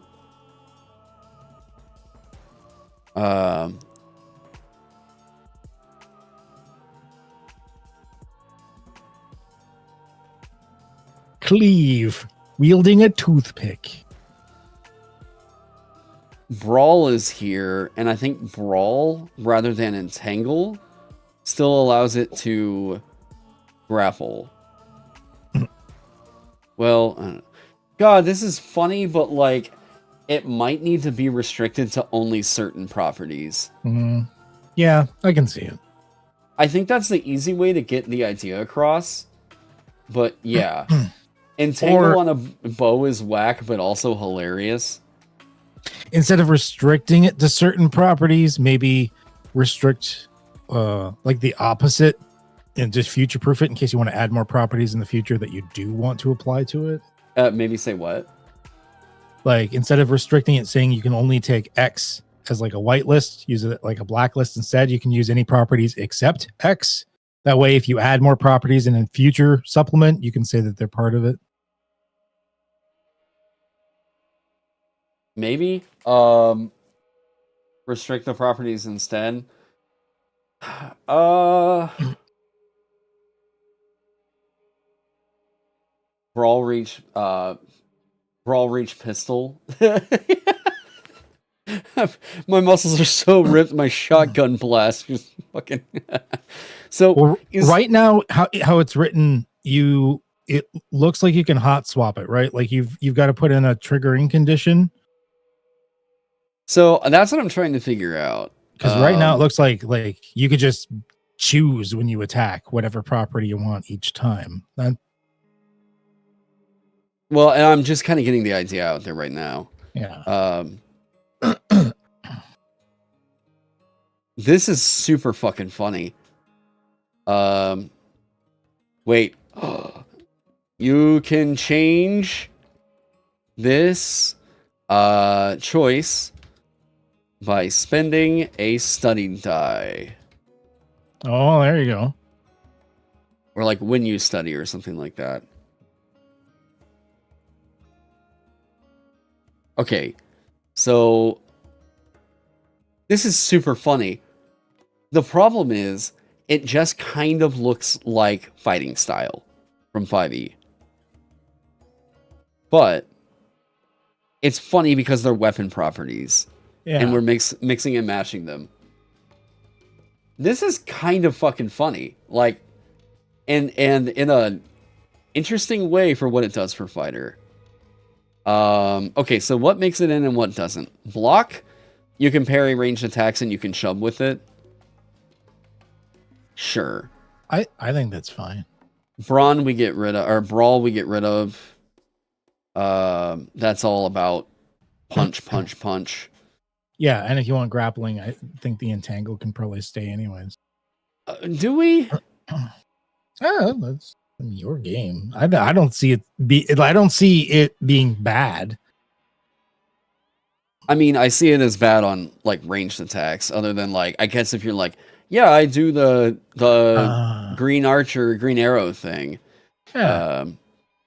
But like that's okay. That does get a bit messy with ranged. I think that's weird. Yeah, because we've got to consider if they pick it up and then they go, you know. I don't think finesse check needs to stay. I'm just gonna get rid of that for now. When you're casting with magic, that's not an attack, right? I guess you don't have multi-classing. It doesn't matter. Yeah, I've debated that actually on casting being with the attack action, and then designating the attack action as like subjecting an unwilling creature to an effect, like damage. Heavy is interesting because it's like, no, we need to get rid of that. We would figure something else out. Keen, fine. Long is funny. Near we get rid of because that's a restriction. Ranged attacks as ranged attacks is hilarious, but no, it can't. Get rid of it. Riposte is good.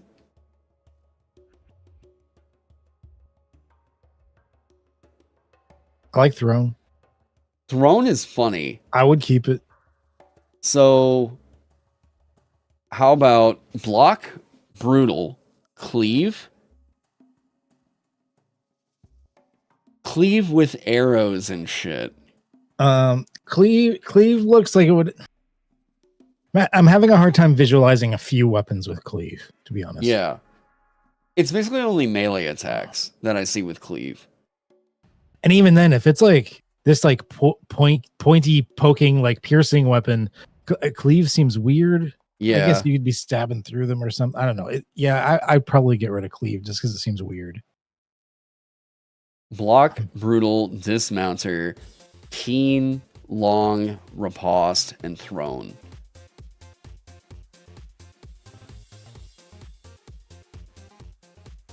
Choose a weapon property from the following list. You can apply that property to all attacks you make, regardless of the weapon you have equipped. You can change this choice by spending a study die. So this is them opting into saying, I want to crit on attack checks 1 lower. Opting into saying, I crit on parry checks 1 lower. Opting into saying, crits deal 1 extra damage die. Like, it's kind of consistently like, yeah. Strider. I like that. Pick throne so I can throw my gun and it dramatically run out of ammo. This all gets much funnier when you consider crude weapons as well. Hell yeah. You're gonna start getting some Jackie Chan shit going on there. I like that. Long on dagger is weird. I mean, no, it's almost like you're like lunging forward with it or something. It's more like a lunge at that point.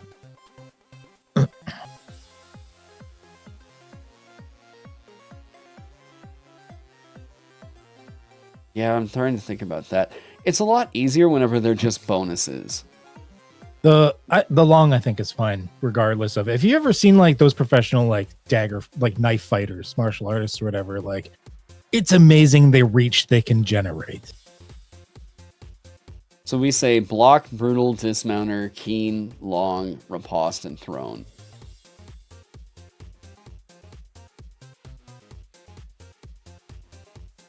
Okay. So we say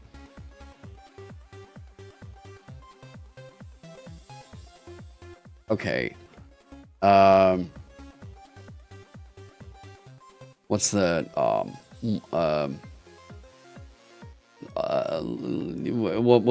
what's the name for this feature? Living Armory? Nah. This is cool though, right? Like this is kind of like oh Yeah. Okay. It's like fighting style, but better because it's actually about like the weapon properties and like using weapons in weird ways. And the fact that you can change it up with the study die shows the versatility of a fighter and the fighter's training. It's how they're this like martial master that can like figure this shit out. Okay, so I think if we did this, we could also get rid of this perk right here. I mean, the perk is interesting as like maybe something we give you a little bit later. Like maybe at 4th we give you that as a like, you know what, you get another one right here.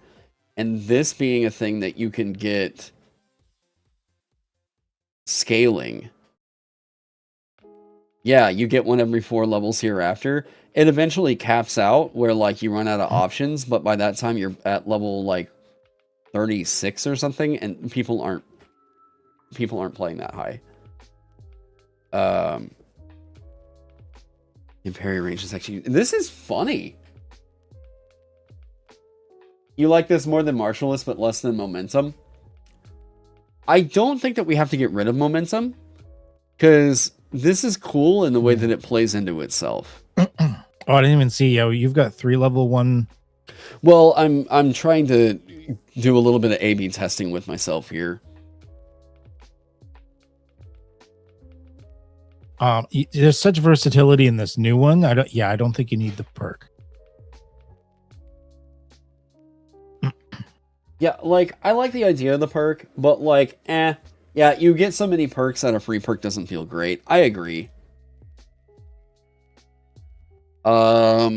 And this feels like that's the fighter thing. Like you get, it's something unique feels better than something, even if something else is mechanically stronger, something unique is going to feel better. Master of none. Weapon expert kind of clicks. Okay, so that's like...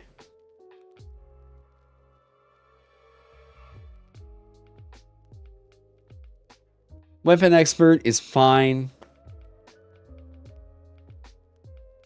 This is modularity, though, that... Here's the fun thing. Actually, because of the options here, we can get rid of poise. We can keep momentum in there at first level. And if this is their second level, because this is introducing new complexity here. So if we move it to their second level, they're still looking really good. And then we keep momentum at first.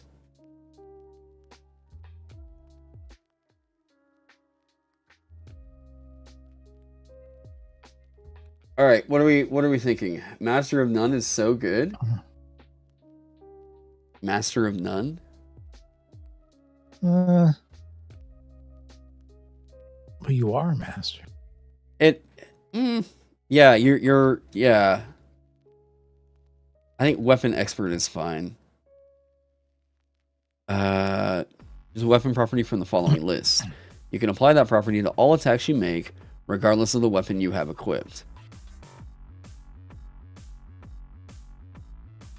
Change these choices. Wexpert. Wexpert. Arms adept. I want to note that dismounter works if you run away, then ranged attack.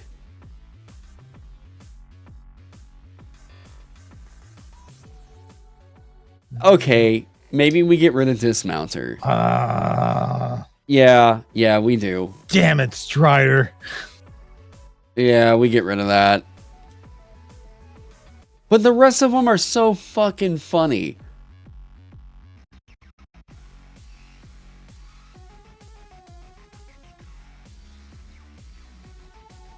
How often are people actually trying to throw outside of the range of the attack in 5e to cause disadvantage?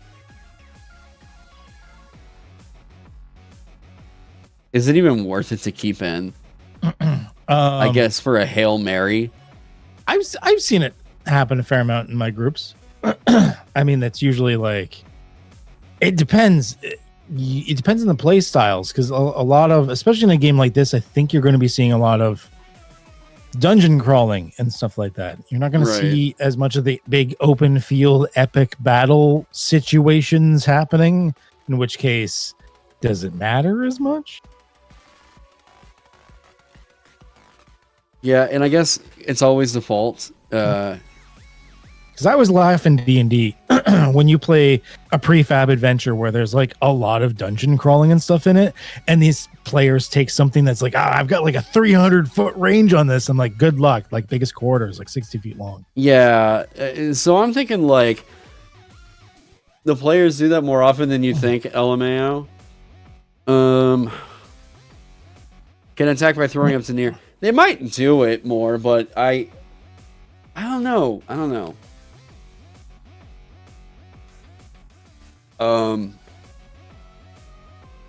Jack of all trades. No, that's not really like conveying the idea of this. Martial manual. Wait, what if using a study die to retrain a feature that was just a universal feature of studying? Ooh.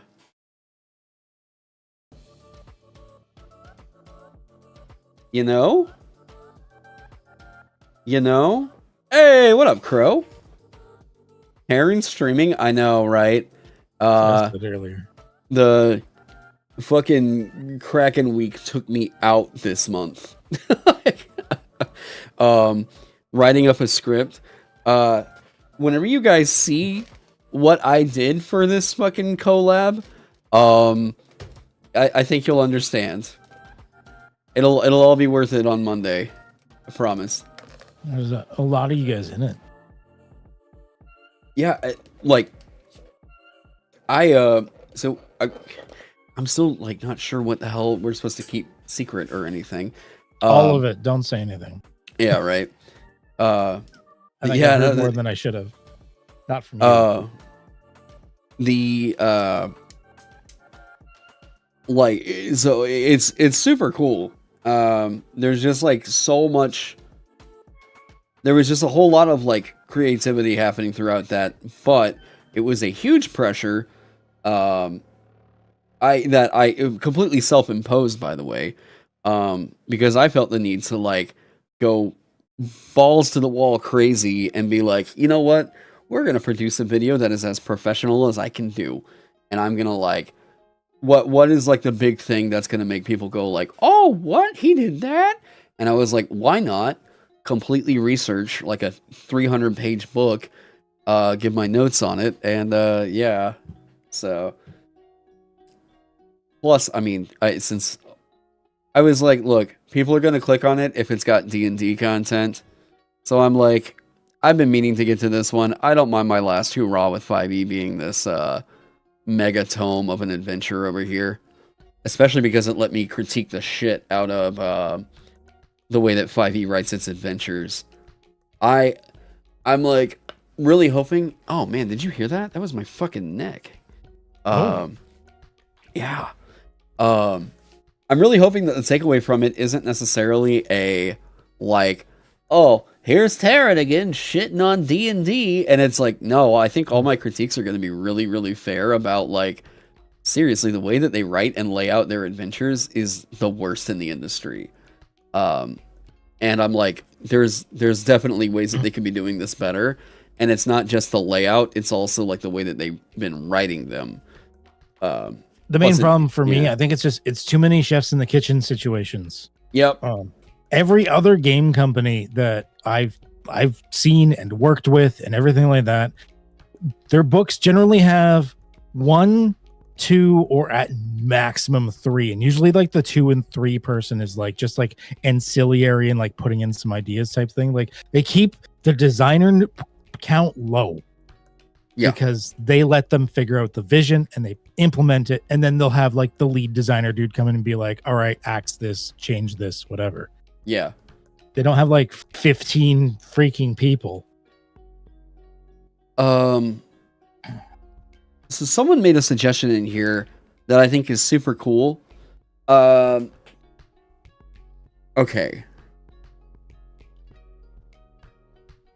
Additionally, you can change a choice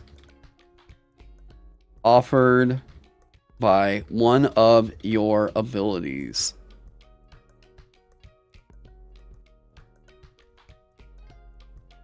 How about features? Because traits are considered abilities, and I don't want to do that.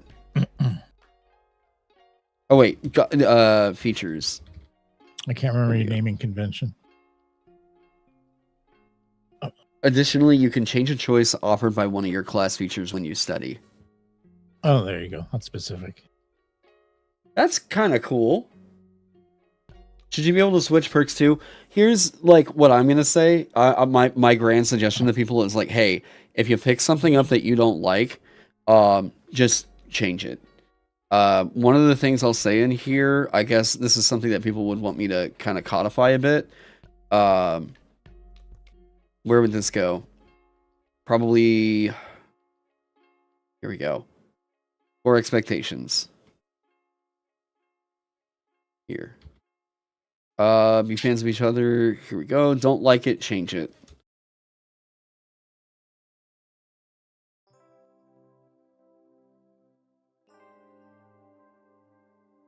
All right.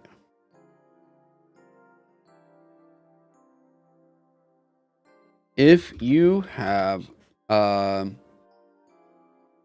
selected a perk, spell,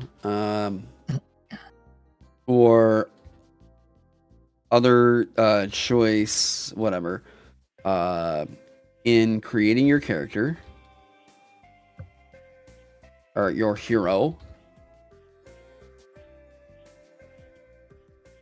feel free to change that selection in between sessions.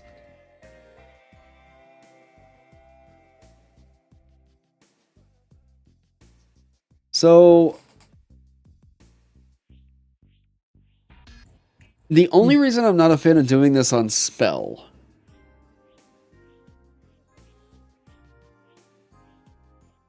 okay, so there's a couple things I don't really like about this now that I'm looking at it, right? I don't like it on spell because if someone's like, oh fuck, here I am prepping I freeze for the ice wizard, better not, I hope he doesn't have, and I'm like, oh, you kind of stumbled into that. Wait, before we get into the fight, I'm going to change it over to burn. Now I go in there and I'm ready. And I'm like, I guess if you have fun doing that, then that's fine. It's not just the tactical thing for me either. Like, I'm not going to say like choices always have to be locked in and choices have consequences and stuff like that. But the choices also don't feel as meaningful if you can be like, that's fine. I can just change it in 5 minutes. Yeah, but like I mean, I used to feel that way a lot. I was a real big stickler for that whenever it came to like certain classes, like sorcerer in 5e. I was like, yeah, that's like your spell is literally a part of your like biology, or like, you know, warlock, whatever. I was like, you got your patron, and that patron without like a major story reason should not change. But like, yeah, a TTRPG save scumming on the reg is a bad feel. Yes. Holy shit. Calling it save scumming is perfect. That is exactly my problem with this. Yeah. And yeah. When I mentioned that about the like changing in the 5 minutes, I'm talking about the spells, by the way, like not specifically the entire thing. Because like being able to change it every 2 seconds, it's not really part of your identity anymore. Plus, as you said, save scumming, like, we're going to call it session scumming. Yeah. Avoid the urge to swap a I don't know, to swap a spell. Avoid the urge to use the above rule to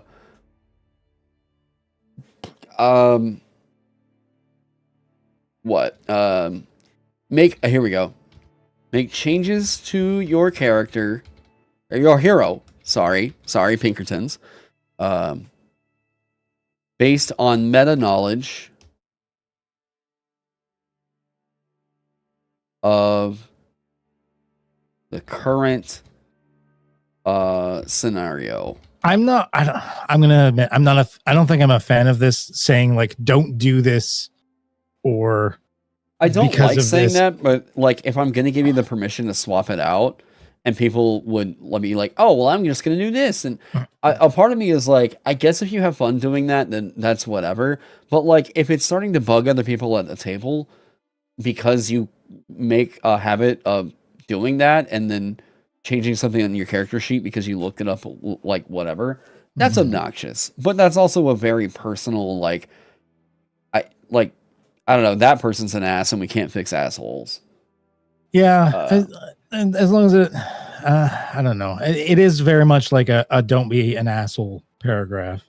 Yeah, like here's what I'm gonna say. If a player is not enjoying a decision they made in building their hero, have a discussion about changing that decision. Yeah, have a discussion about changing that decision. I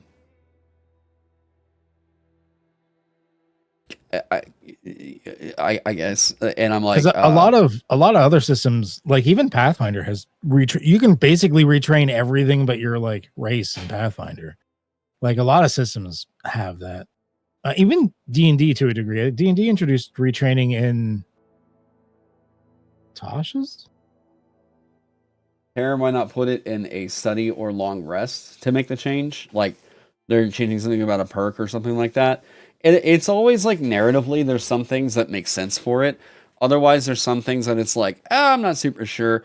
Whenever it comes to swapping it out in study, I don't mind. I'll put that in there. Yeah. But like also just have the talk. Hey, this thing has been, not really doing great, and that's what I'm like trying to change or whatever, right? Hey, what up, Delver? And once again, the page you're writing this on isn't like a page of specific concrete rules so much as like this is almost like an advice page, right? Yeah, this is the don't be an asshole page. Like, this is the like, hey, here's how to be less of an asshole kind of stuff, Yeah, this is about like actual like gameplay tips and stuff rather than actual rules. Yeah. So some reason this fucking formatting. Why GM and not Arbiter? You got rid of Arbiter a while ago now, didn't you? Yeah, last I want to say it was I made that choice nearly a year ago. Might have been in the fall. I can't remember. I don't think it was that long ago. But I know I've been flopping around. So I don't actually remember why you changed back to GM. Because that's just what people are more familiar with. It's just, like that's whenever people are reading, I'm like, okay, well, Game Master, I'm not gonna try to be flowery with it. We're doing a fucking action game here. It's just we'll just You can do slight modifications, like in Void Home. Mine's Game Monitor, and in the Alien RPG, it's Game Mother. Yeah, but see, that's more of like a thematic, right? And I get it. I'm not saying don't do it, but I think for this, where I'm like sticking around the basic expert route, I think I'll probably stick to it for now. Oh, yeah. And sticking to something that's GM, no matter what those GM and M stands for, good. Yeah. The, oh, shit. The one I want to, so this is another thing. I keep plugging this game. It is definitely on my mind, but Eat the Reich. So this is the game that I told you I was like, I have an inspiration for how I want to do like Vagabond Spaghetti Grindhouse. That game right there just straight up made me go, yep, this is how the fuck we're going to do it. I have the tweaks to what Vagabond's like system core would be like for that like genre. And a part of me thinks it would be smart to just come up with a different system core. But I can't help but want to try and push Vagabond's hero creation toolkit as far as I can. Wait, you wanted to ask me to elaborate on what I said about its combat. Wait, you wanted to ask me to elaborate about what I said about its combat. Elaborate on what I said about it. You mean... Whose combat? How so? Probably Eat the Reich. Oh. Can you remind me maybe what I said that made you go like, oh, what do you mean? This game doesn't call it the Quorum Summoner, non-woke garbage, don't buy. Yeah, you're going to have to say it again. I think his brain cells, the two he has, are starting to overheat. Yeah, probably. Game Mother is your new favorite acronym. Elaborate about what I said about its combat. So I think if you're talking about Eat the Reich, like what do I like about it in particular, or like what made me want to post about it so much? Yeah, so like what I like about that game is that it's not so sucked into the idea of being a war game that like it was seemingly feeling like it needed to do all this thing or all these things like think about tactics or whatever and satisfy the like battle mat like itch, right? You already played it, Crow? No shit. Well, fuck. I was gonna like I'm trying to loop in some people and maybe playing a game of it. And fuck, you were on my list. Not anymore. Yeah, I know. So the thing I like about Eat the Reich is that It is, yeah, Flint. I know. I wanted to play fucking Flint too. It's great. The thing that I like about Eat the Reich is that you're right. It doesn't feel like a war game. It doesn't feel like a war game because they went balls to the wall with it is a pulp adventure game. Thank you.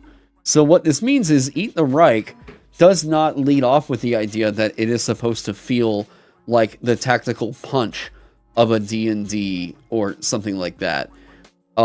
There's a lot of things that like Powered by the Apocalypse tries to do that I think Eat the Reich just does better. Like, so much better.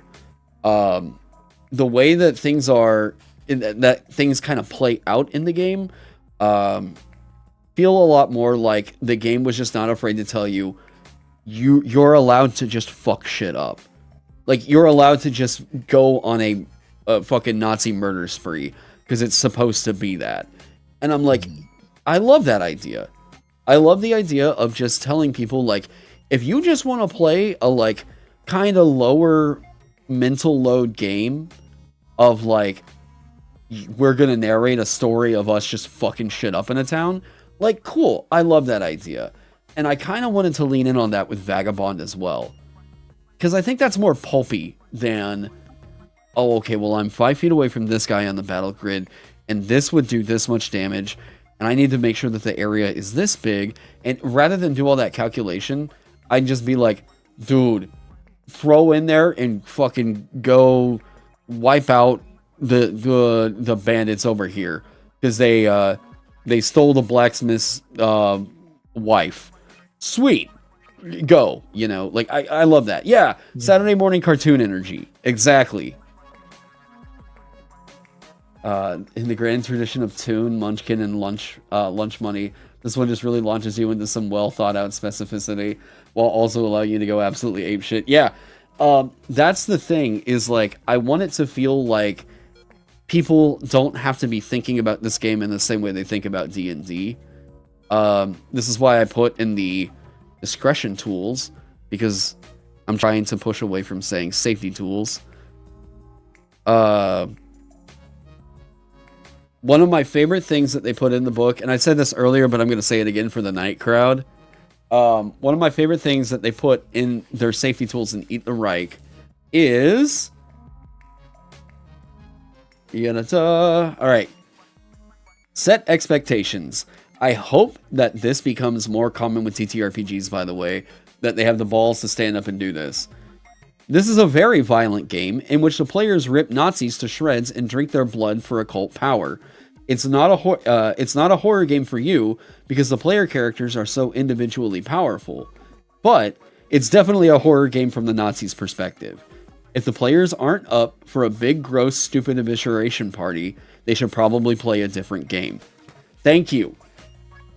Thank you for saying this may not be the game for you. You should probably play a different game. Yeah. Like, if you don't like that, you should probably check something else out. Thank you for telling me what the fuck you're about and having the confidence to be like, hey, we really like this thing. We're confident with it. If you don't like it, that doesn't mean that what we wrote is like, doesn't deserve a place. You know? Yeah, that bar does go very fucking hard. I had to swipe it. I absolutely had to swipe it on Vagabond. That's why I say, like, this is a game of power fantasy violence, delving into dangerous locations, and brutally killing terrifying monsters. These are core tenets of the game. If players aren't up for this experience, they should play a different game. Like, that's an expectation of it, right?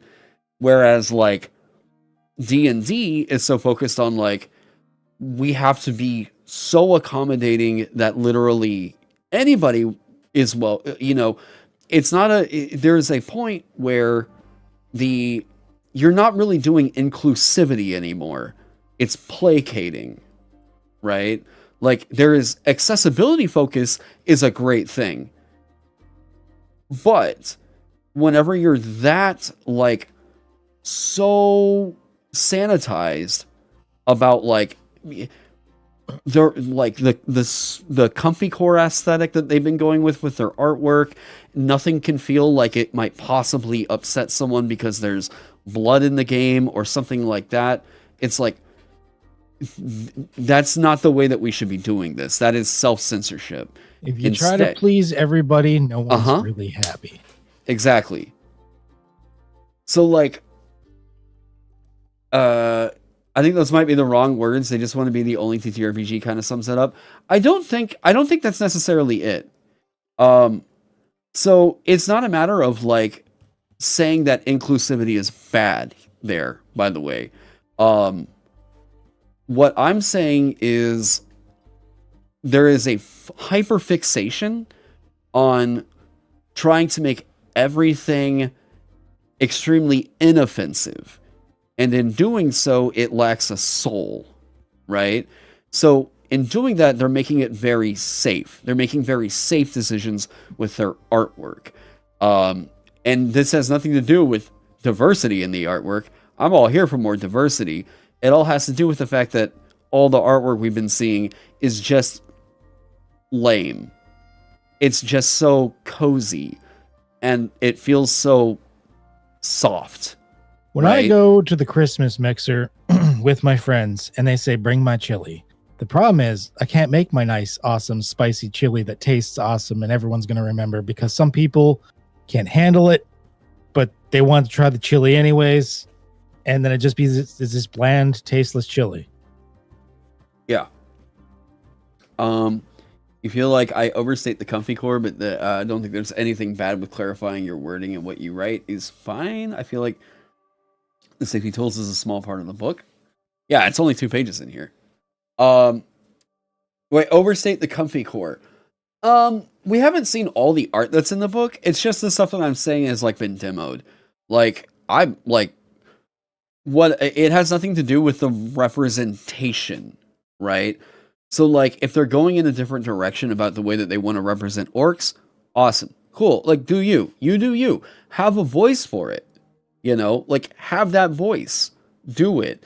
But whenever everything just sort of feels like cozy and nice, and it's an action game, it feels like there's a cognitive dissonance going on with what you're saying the game is and what the art voice, the art direction is.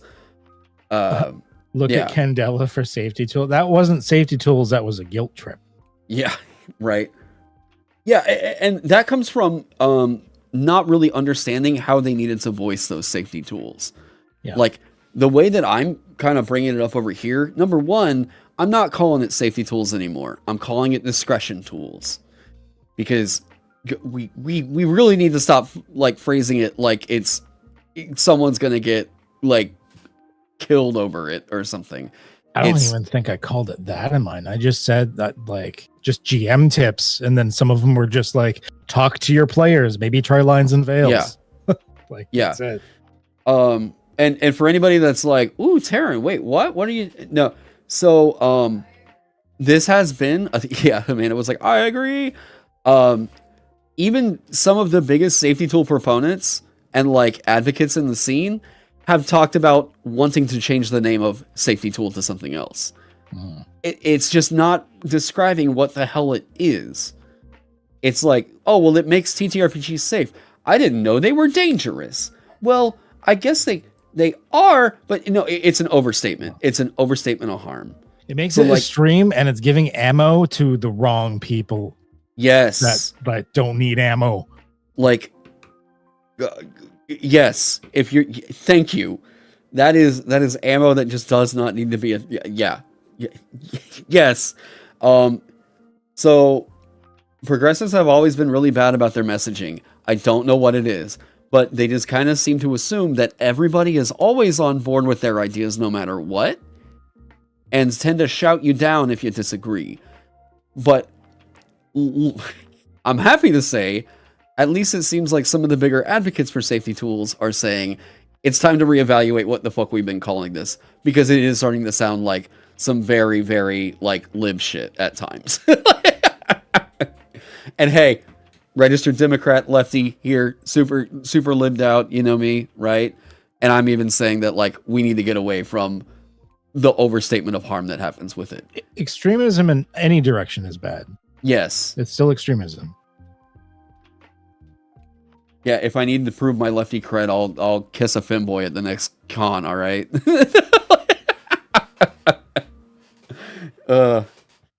I mean, if we're talking in the Discord channel, safety tools were used at my table to make it safer for players. A player was talking about, well, yeah, see, and in that situation, that's something that I think a session 0 would absolutely prevent.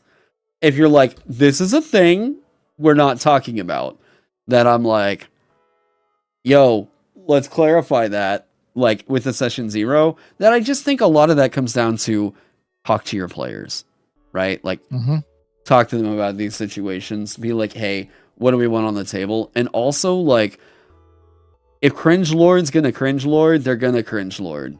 Like, there comes a point where that might become a player problem. And if you tell them, like, hey, this is a thing that, like, we just don't feel comfortable with at the table, you know, and if you spring that on us, it's gonna be a time where we go, like, we might need to find a different table for you, my dude. Or you might need to find a different table for you, rather. Who was I talking to that said safety tools made you stop playing? Who was I talking to that said safety tools made you stop playing? Wait. Safety tools. So I think I might know of a possible story on that you might be getting that impression with. I won't say the person's name, but I will say that there were 2 celebrities that I say celebrities, internet micro celebrities, right? That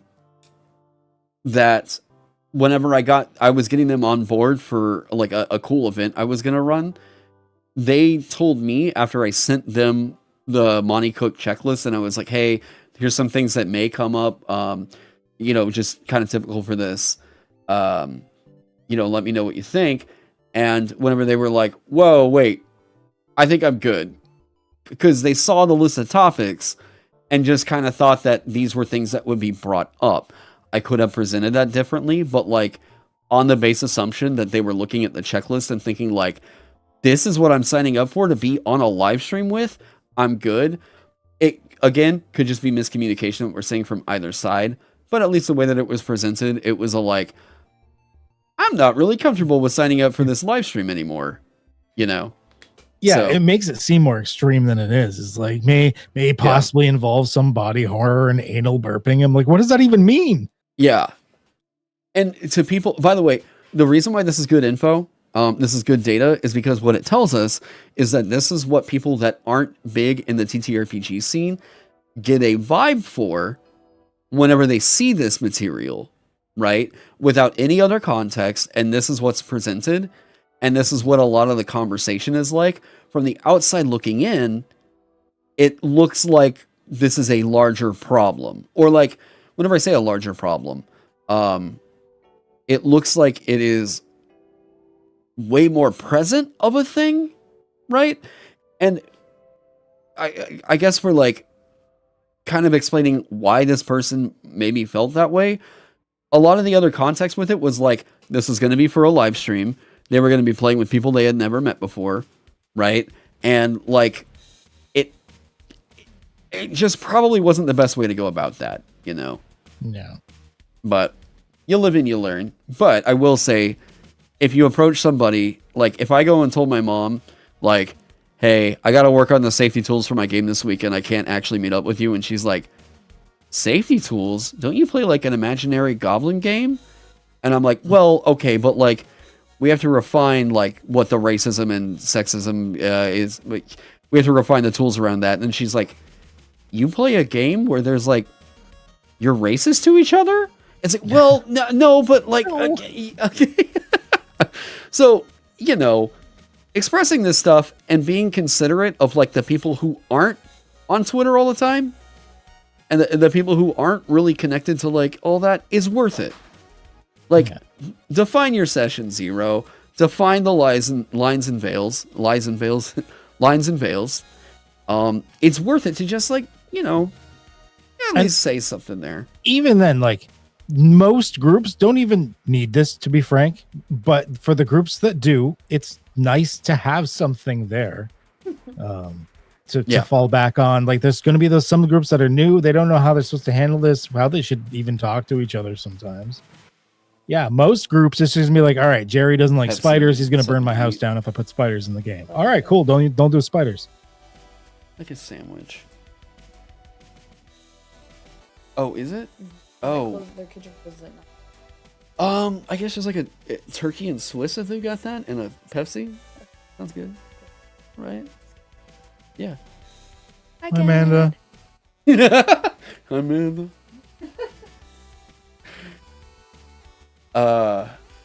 That's true. I did read about that one story about that Nazi that tried to kill a dude.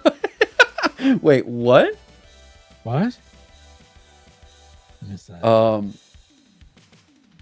That's actually true as fuck. Wait. A lot of the conversation in my LGS is D&D players are a bunch of snowflakes now. Like, you know, you can't really change, like... okay. So, you can't really change some mindsets that people are going to have. And it's not worth it on your mental health to try. Because a lot of them have their stuck-up ways and whatever. But I have seen plenty of people that are completely understanding and willing to say that they have a misunderstanding of certain issues that go on. Now, I have tried to use my platform in the past to push back against that. And what I've learned more often than not is, like, it usually goes a bit deeper than just, like, this guy's just a homophobe. In some cases, that's literally just what it is. But, like, in a lot of cases, sometimes I found out, like, whenever I interviewed Grim Jim, I was like, oh, he's just, like, extremely anti-censorship. And, like, that causes him to echo or mirror some, like, right-winger talking points. Mm-hmm. And I'm like, wait, so you're not right-wing. You just express yourself like one. Oh, crap, man. Like, you know, so despite the guy being, like, super, you know, inclusive, progressive and all that stuff, he just has this one belief that manages to get him in hot water, right? People are complex. It's not a binary spectrum. It's yeah. Wait, asking people if they're okay with CBT before playing a Slay the Dragon adventure doesn't really make wait, that doesn't really involve it. Oh, yeah. Like, if you're okay, so to most normal people, like, I'm talking most people that aren't connected with, like, the TTRPG scene, if I go up and I'm like, hey, are you okay if, like, child death is in this game? And they're like, whoa, the fuck? Like, they're most likely going to be like, hey, the hell did you get me to sign up for? You know? Yeah, are you telling me the people are people, they have more going on than you know? Yeah, but the thing is, online, it's extremely easy to find a villain of the week and, like, find a lot of fervor and anger against that villain. I try to do these days, unless somebody is, like, going out of their way to harass somebody or express hateful rhetoric, like, directly, I'm just like, whatever, they're probably an obnoxious person, but, like, it's not worth my time to get worked up about it. And just move on and start making shit. Like, do other shit, you know? You just think asking for a trigger warning is a good idea, especially with people with arachnophobia. Yeah, just, that's all a conversation that would happen beforehand. But yeah, just, like, having the conversation, being like, hey, there's some things that we thought about doing with the game. And, like, this is, by the way, this is not to say you can never do these things. It's just that you really need to make sure that everyone's on board for it. And I'm telling you, the only times where it goes incredibly fucking mega bad are the times where people aren't like, are like, well, they were too soft core to take my extreme piss dungeon. These fucking whatever. Yeah, like there was that meme that was like going around the D&D community about what was it, like the P world? Do you remember that, Ken? I don't remember that, but I will admit I've used excrementals in several campaigns. So, well, I've thrown them into an Odiug pit. D&D P fetish comic. What was this? Do we want to relive this? What is this? Enchanted Piss Forest. Yes. Oh. Jesus. Yes. This is such a perfect example. Like, look, if you want to go through themes like this, it's just like worth it to be like, hey, what's the deal? Like, you know, let's all make sure that we're on the same plane here. I know, and I did Google that now. All right. Yeah, so you come across an enchanted piss forest, golden pissy trees as far as the eye can pee. I, the wizard, have made the piss forests you see before you. Dare you enter my magical realm? Yeah, stop injecting your horrible fetishes into our game. I'm going to punch you. Yeah, you come across a bridge troll instead. To cross the bridge, you must pee into his mouth. I fucking love this comic. Enchanted Piss Forest. I do remember this now. This was like, Yeah, wait, when did this get published? Oh, this is a good few years ago. Yeah, this was a while ago. I don't see anything on here. Publishing date, anything, a gun show. God, this was such a funny comic. I saw it and I was like, yeah, all right. As an intro to like D&D stuff, it was like, oh, the memes are hilarious. That's so funny. I'd love to do that with a world or something where people are like, oh, that's crazy, gross. And then I get into it and I'm like, oh yeah, some of this stuff can just get weird, gross, not funny, gross. You know? Now, on one hand, people like that do exist. I have a couple of horror stories from my youth.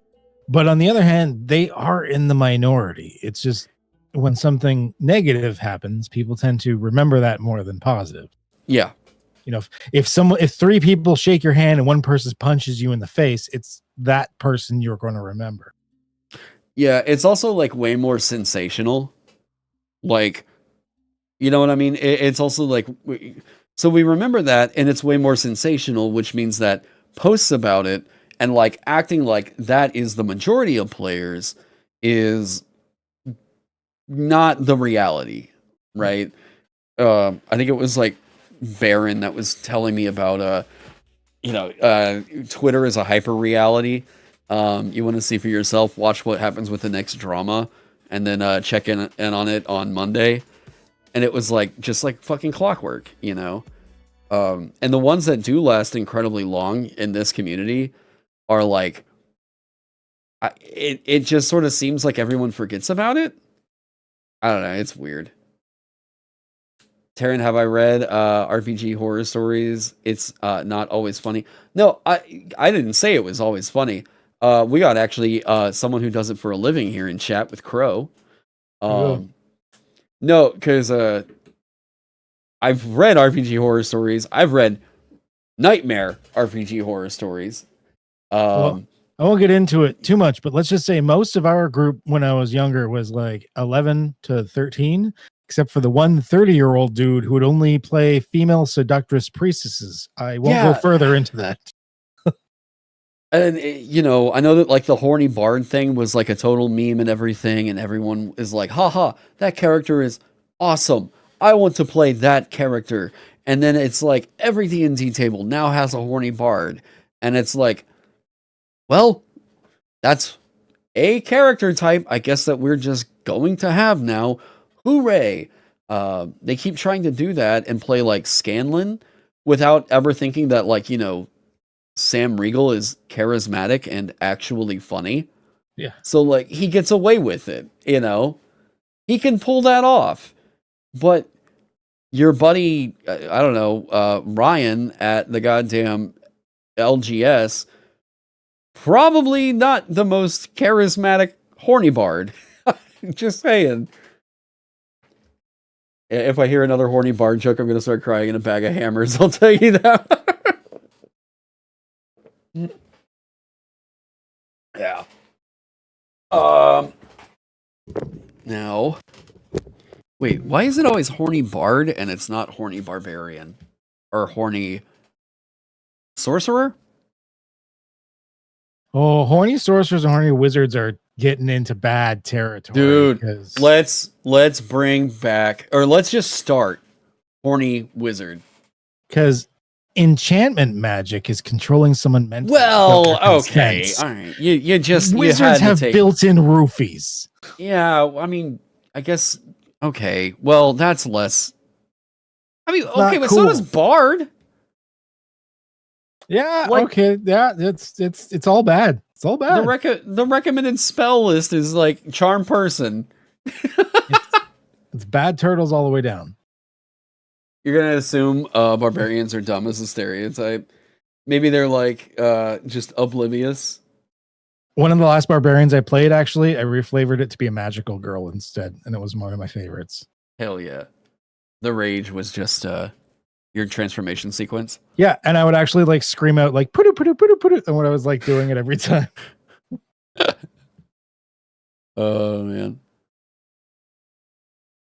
Okay, wait. So momentum. Oh yeah, that's right. This stops whenever I'm talking to anybody on here because apparently Discord was all like, "You all are pirating music through here." It's actually because why- of the Spotify terms of service or some stupid thing. Yeah, I know.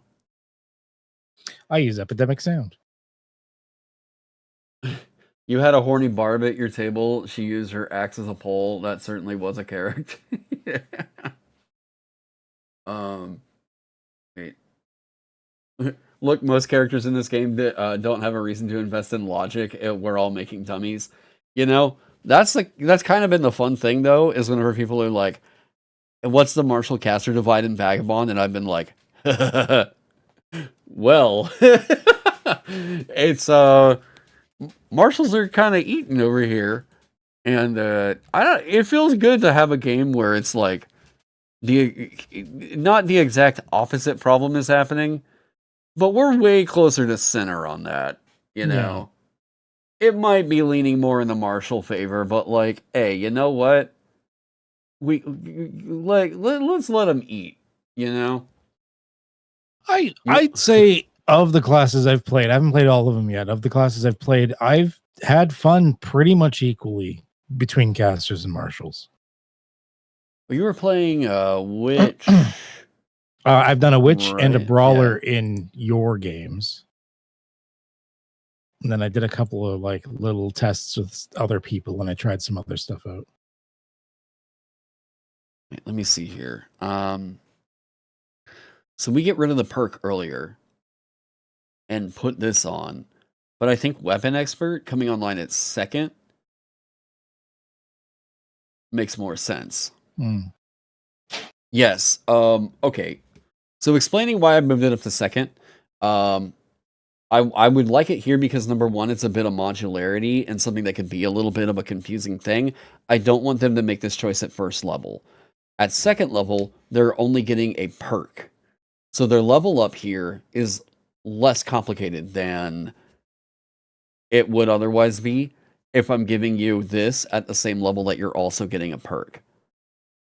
So we allow momentum to be core, and that's good for a ton of people. And then if you decide to, at second level, you kind of have this trade-off here of taking either keen or riposte. And just thinking like, oh, I can use this with like, oh, great. Oh, wait. So this is like a whole new world. Just everything opening up for you. I like that at second level. Yeah, I like it. But, okay, so what's the other fun bit that can happen here at first? The only minor tweak I'd make, and it's probably a nothing burger, but I would change. You can apply that property to all attacks. You can apply that property to any attacks. Wait, what was that? Oh, Well, any attacks. Yes, thank you. most people would get it, but I don't know. just in case.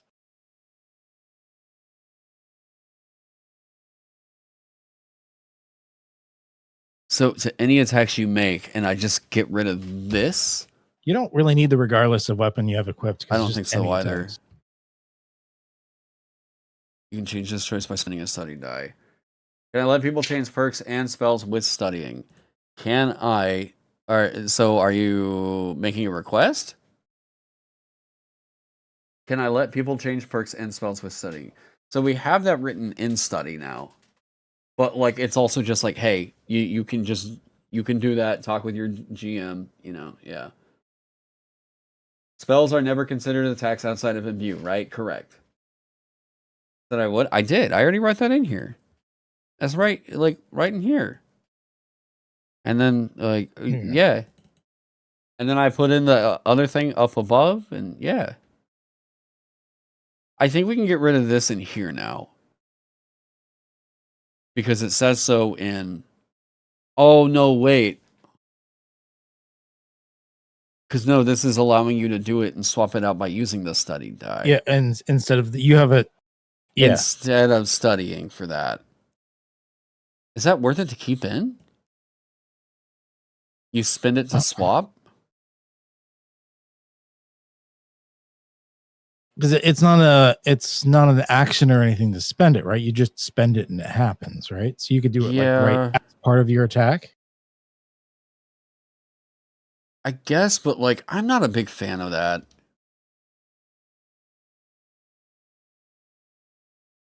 It's like shifting your stance almost. Yeah, I'm not a huge fan of that, really. With the fighter's class art, it's probably worth keeping in. That would cause confusion. I think there's another thing that we could probably do with the study die mechanic. Because, like, we also have this. If you make an attack with a bonus die, that die's result is also added to the damage. Is it too powerful to just let them choose the property when they attack?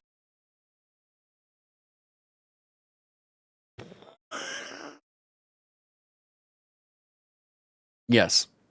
Okay. Yeah, because then they're like, oh, well, now I'm going to make an attack check. Well, I've been over here in block right now. Now that I'm making an attack check, I'm going to use keen.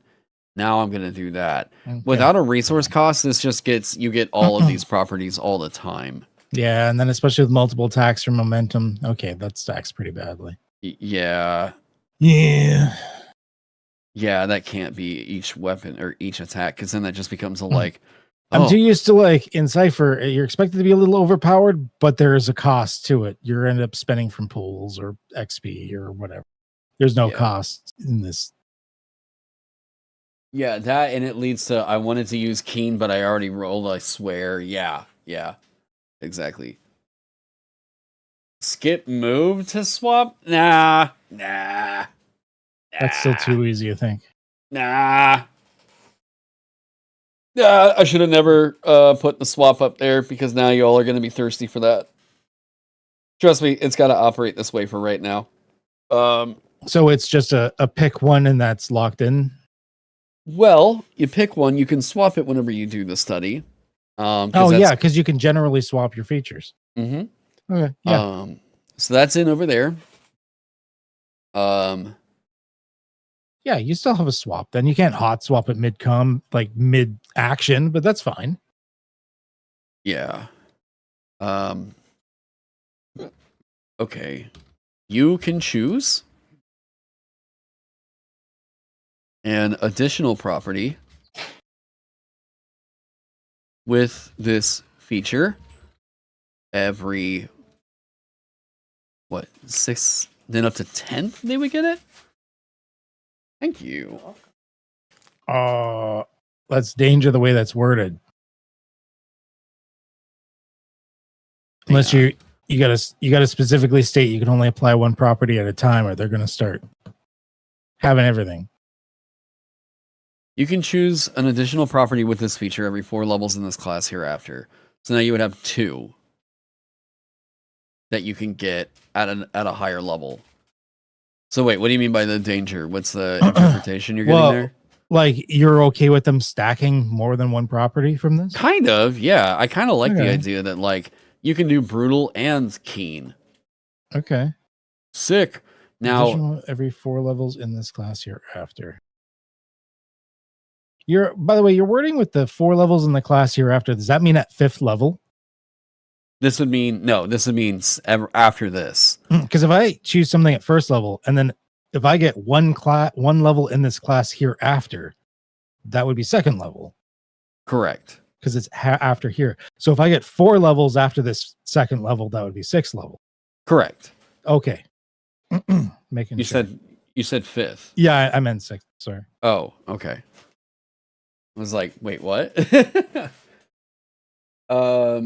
The wording here doesn't work with the block property since you aren't attacking with it. Oh, Yeah. good. Any weapons you use. Ha! There you go. Strider, you're on fire today. Jeez. Look at that! Look at that! What a catch! If I could throw you a bone, there's I don't know. I thought I would have candy on the desk. That was worth a candy. Okay, so choose a weapon property from the following list.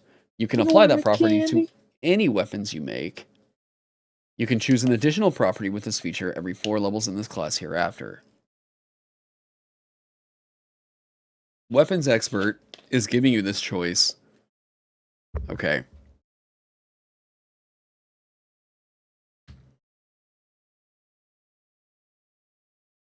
Game design degree. You're actually more qualified to do this than either of us. I'm an engineer, and he's a person that thinks he's educated. And I play guitar. I make music. Yeah. I think that momentum is going to be the first level feature for the fighter. As much as I've been kicking some stuff around, this is the one thing that feels like it's like kind of giving fighter the fluid core of like, yes, go in and attack. Like, go do the thing. And it's also saying that like, if you have favor on an attack because you parried something, you can forgo that favor to get your get an additional attack. Yeah. So hit good or hit a lot. Exactly. Yeah, I want this one to feel, I think, a bit more wide. Yeah, fighter is going to feel a lot more wide, whereas barbarian is tall, and I think pugilist is tall. Right? They specialize in I hit shit with my hands. Barbarian is like I mutilate shit. Like, right? Wide and tall. Is this a 4X game now? Yeah. That was the whole philosophy I had for sorcerers and wizards. That's true. So I like the idea. So we've got a wide berth fighter here now. But okay, so we have, what did we have originally? We do need another first level feature because we're getting rid of Martialist. Poise out of here. Weapon Expert. Weapon Experts. 1, 2, 3. Harrying and Weapon Expert. Getting 3 properties with Weapon Expert at 10th level while you have Harrying. That is so good.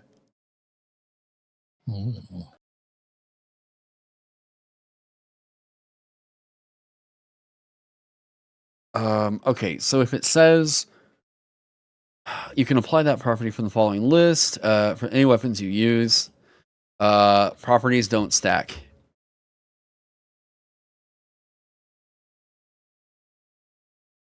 Apply that property to any weapons you use.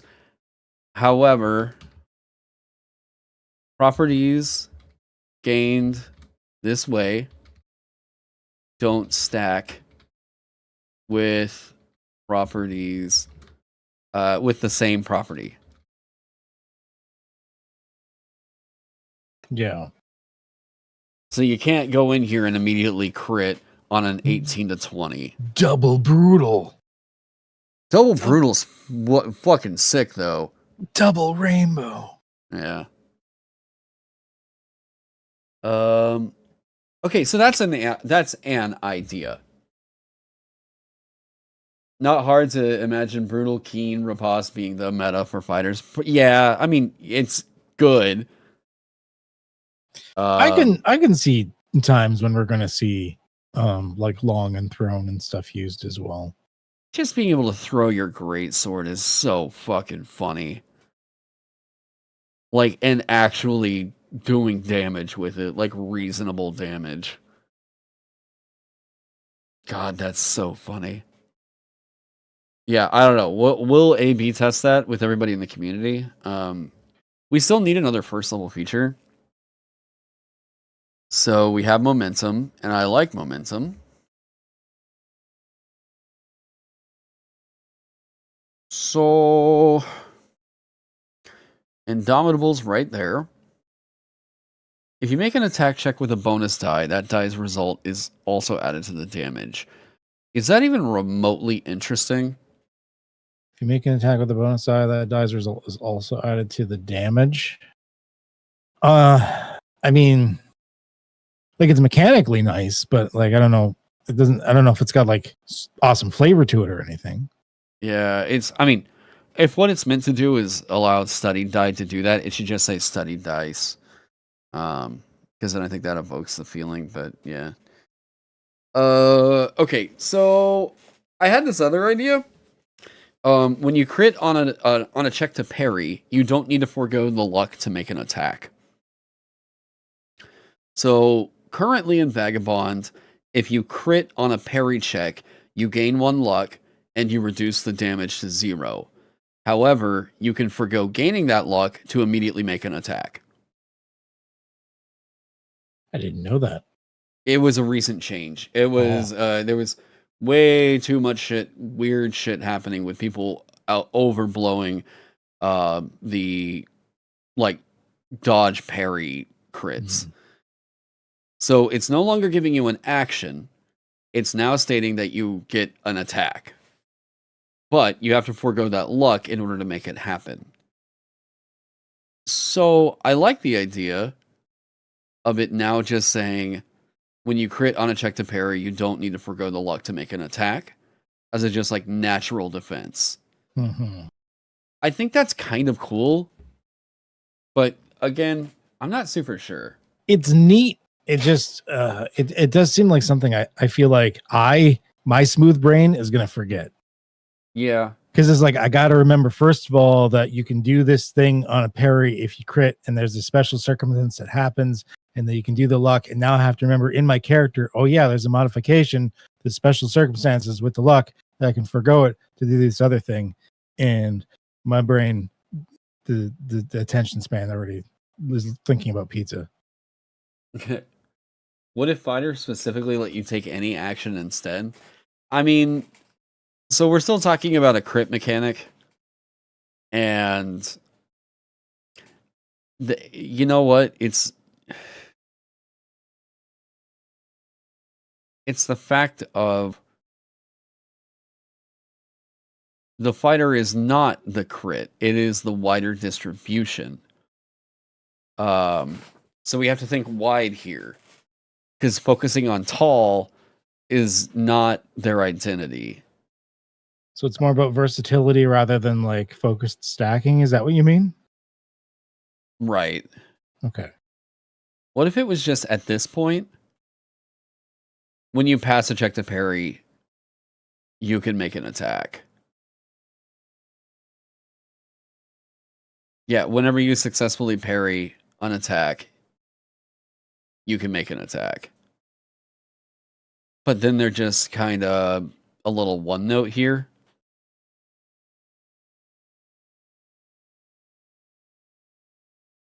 I don't know. I might have to save that and come back to it tomorrow because I'm getting a little bit sleepy. Yeah, it's getting late. Oh no. Oh man. You could change the crit mechanic itself and just make it so you can counterattack on melee, or you can advance them if it was ranged. Possibly. Why not crit on a 1? I don't know what the narrative of that's trying to go for. And that's overriding the whiff, I guess. I don't know. Yeah. That got cut from Pugilist for a reason. Yeah. Yeah. Man.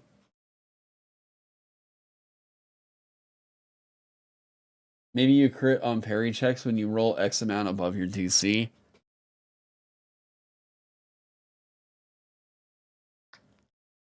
I don't like hiding math in that. You don't have a lot of scaling things in this for like X close to DC or anything like that. Yeah. Because you've been keeping the math to number on your sheet. Is it the thing? You did the thing. Yeah. You don't like crit features on fighter at all? I mean, okay, so counterattacking. Guess we don't need to go into that. If you fail an attack check, you can re-roll it with favor.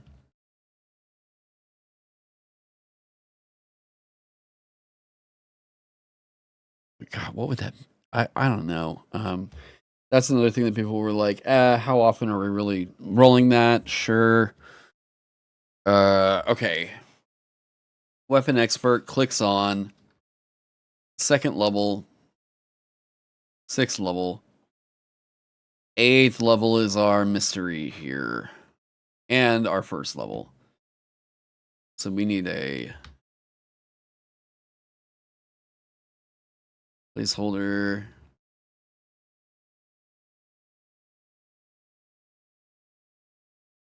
Okay.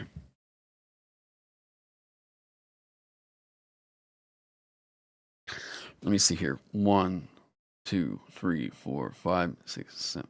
Honestly, we could do...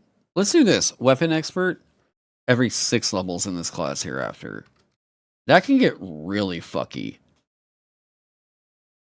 I think giving it 2 already feels really nice. And it's already flexible to where you can try a bunch of stuff out. Yeah. And then if you get that at 8th level, we don't have to worry so much about the fuckiness. I feel like fighter needs something as far as staying power is concerned. So, like, they stay in the fight for something, or... I mean, I don't know what for staying power at this point, whether it's some sort of like health restore, something with armor, something else. Because whether you're a ranger or frontline fighter or something like that, fighters are like you're meant to stay in the fight and in the thick of things and be able to deal with the shit. Yeah. So I think that's why they got second wind in 5e. God, yeah, actually, I think I'm going to have to really save it and head out. I just got hit with that wave of like, hey, Taron, you better go the fuck to bed. You're done. Oh, I know. I think I'm out for the night. More armor? No, they don't need any more armor. Oh, God, no, they don't need any more armor. No. You can give them more carry weight. There's some perks that'll do that for sure.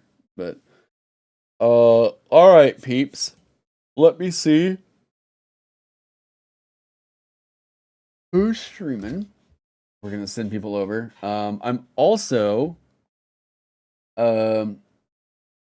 I'm kind of waiting to see the fallout of some news, but I may not be streaming to Twitch anymore regarding kind of what all is going on over there with all the news, I guess we'll say. So I'll keep you all updated, I guess. But like if you're watching over on Twitch, the great thing for me is that this saves me $20 a month from Restream. So I guess thank you, Dr. Disrespect. But I'll let people know, but if you're watching me over on Twitch, come join up over here on YouTube and do all that good business. I don't see anybody currently streaming right now other than, ooh, you guys want to see the EV Nautilus? Here, I'll send you guys over there. All right, they're doing cool ocean diving shit. and sending a submarine down to go take pictures of whales and shit. It's awesome. Ooh. Very cool, very cracking week. All right. All right, peeps. I will see you all later. Bye.